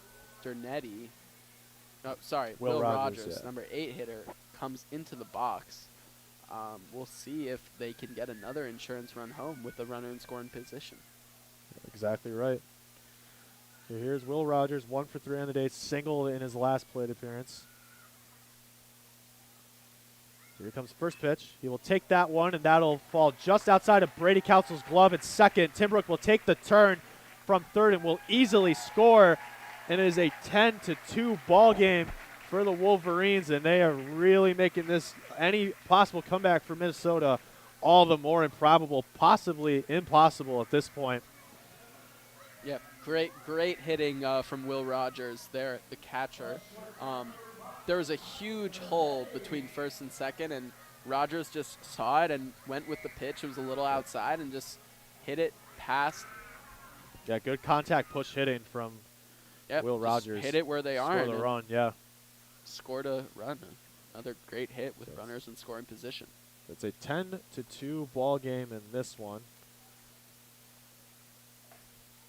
Darnetti will take that first pitch away for a ball, or for a strike. My apologies.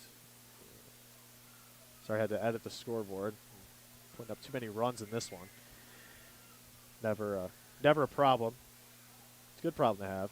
Definitely. So here comes the 0-1 pitch to Darnetti. The inside near the ankles on that one to even it up 1-1.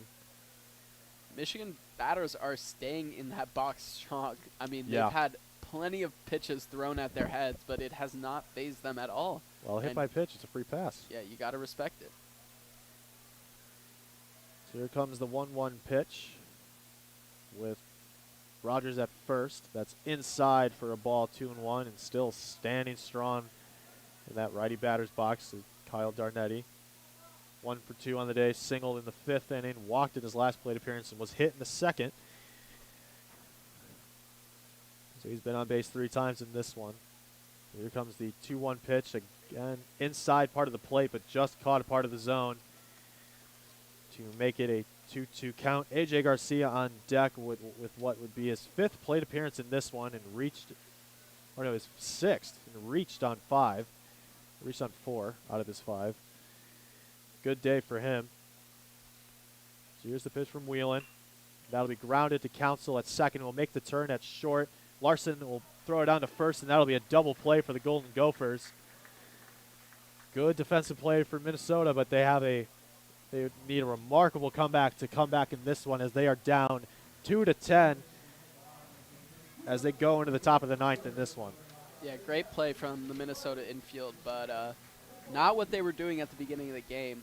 3 errors for the Gophers, 2 of them on Jake Perry at third base, and that one in the first inning, looking back on it, is really costly, and has really been costly for the Golden Gophers. Argento, excuse me, who just started the game. It was just his 2nd start for the Golden Gophers.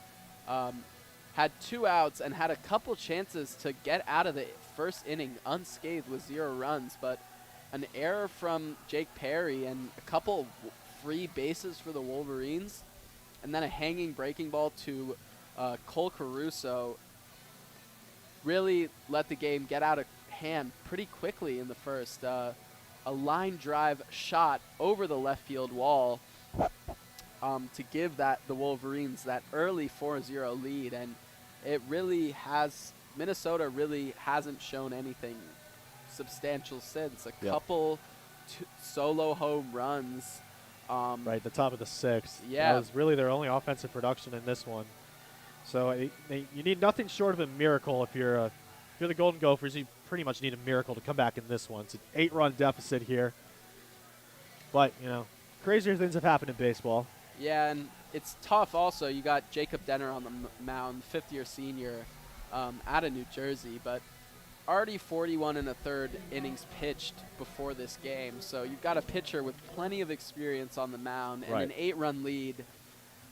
I'd assume Denner won't have too much trouble getting these last 3 outs for the Wolverines, facing the 8, 9, and number 1 hitters. Right.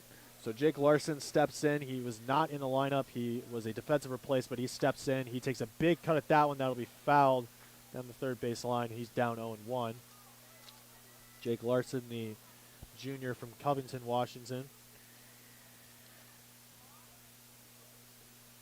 steps in. The righty batter's box against Jacob Denner, already down 0-1 in the top of the ninth. Look to start a rally as that fly down the first base line, that'll be into the Minnesota bullpen, foul, and he is down 0-2.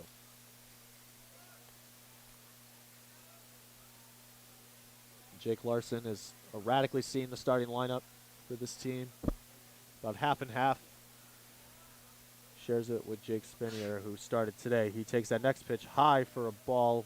Rogers liked the pitch, gave the nod to his pitcher, but just missed the zone. He's still up 1-2.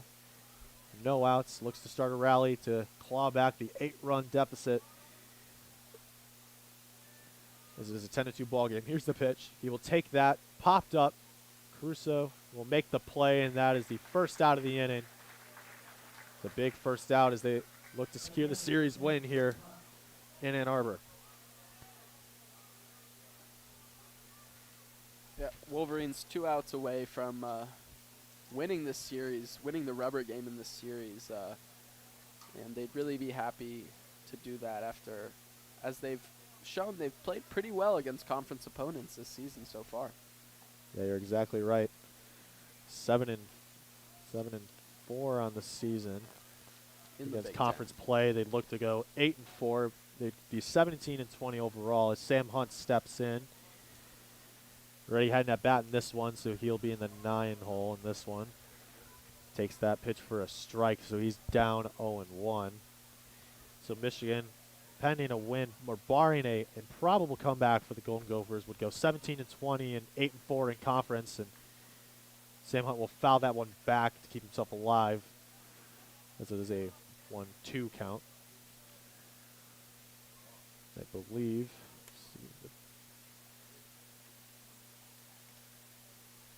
Sam Hunt digs in, down 1-2.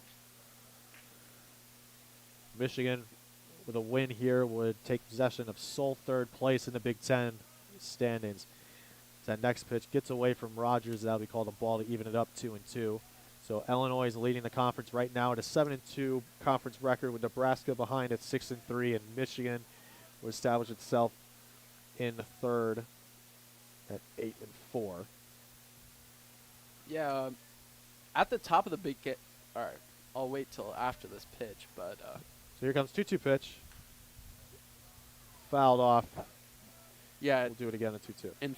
At fourth place in the Big Ten, Michigan overall is just 16-20, a losing record compared to most other teams. Nebraska, Purdue, Illinois all have pretty good winning records overall, but Michigan has shown up against these conference opponents, and that's. Never all hurts. that matters down the stretch. And Sam Hunt will take a big cut at that one, and that'll be fouled back again. We'll do it again, 2-2. Illinois, who's leading the Big Ten, is 19-13 overall with a 7-2 conference record. Nebraska 23-10 with a 6-3 conference record. Michigan with a win would I think actually be second with an 8-4 record, and they'd be 17-20 overall. Sam Hunt takes a big cut at that one, and that'll be a punch out for Denner. Yep, so Wolverines 1 out away from closing out this series. And exactly, 1 out away from a series win here against Minnesota, who they tied the doubleheader yesterday. Michigan won Game 1, but went down in Game 2, and this was a rubber matchup, and all more important, but they have Brady Council, the formidable leadoff hitter for Minnesota, due up from, and that first pitch will be a strike, and if you're John Anderson and this Minnesota coaching staff, you wouldn't want anybody else to start a late inning rally than Brady Council. So he's a big spot here. Nobody on. 0-1 count, 2 outs here in the top of the 9th, and a 10-2 ball game. Next pitch, just below the zone for a ball to even it up 1-1.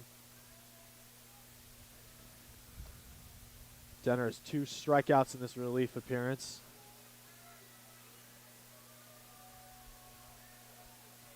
Council stands in, hugs the plate. Here comes the pitch, inside to make it a 2-1 count. Council works himself into a hitter's count here with 2 outs in the top of the 9th.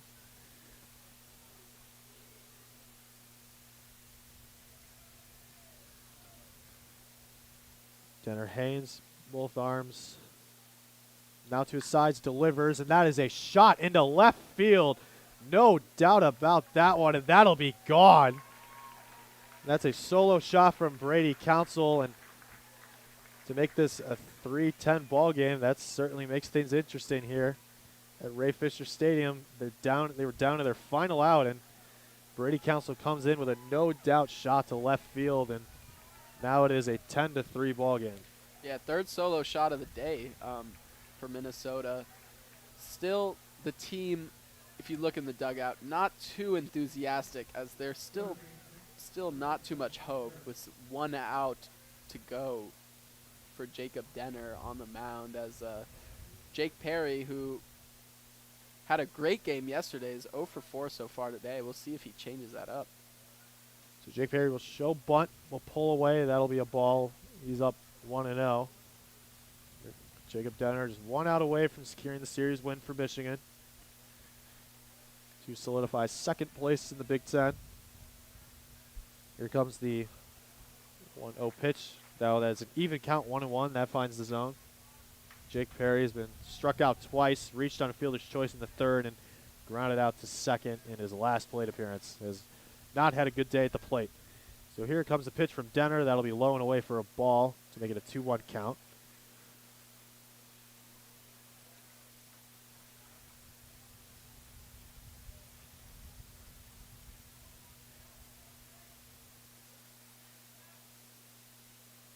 This would be a big cut from Jake Perry there.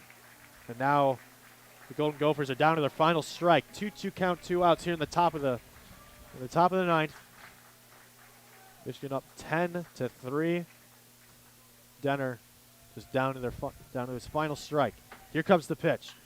He will take his cut at that one. That'll be grounded to Mac Timbrook at 2nd. He will fire it off to 1st at Stanton.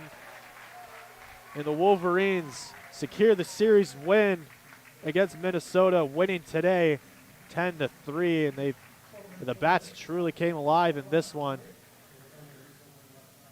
And what a game for the Wolverines, up and down, pitching and hitting, offense and defense really came alive. Just a great overall win for the Wolverines.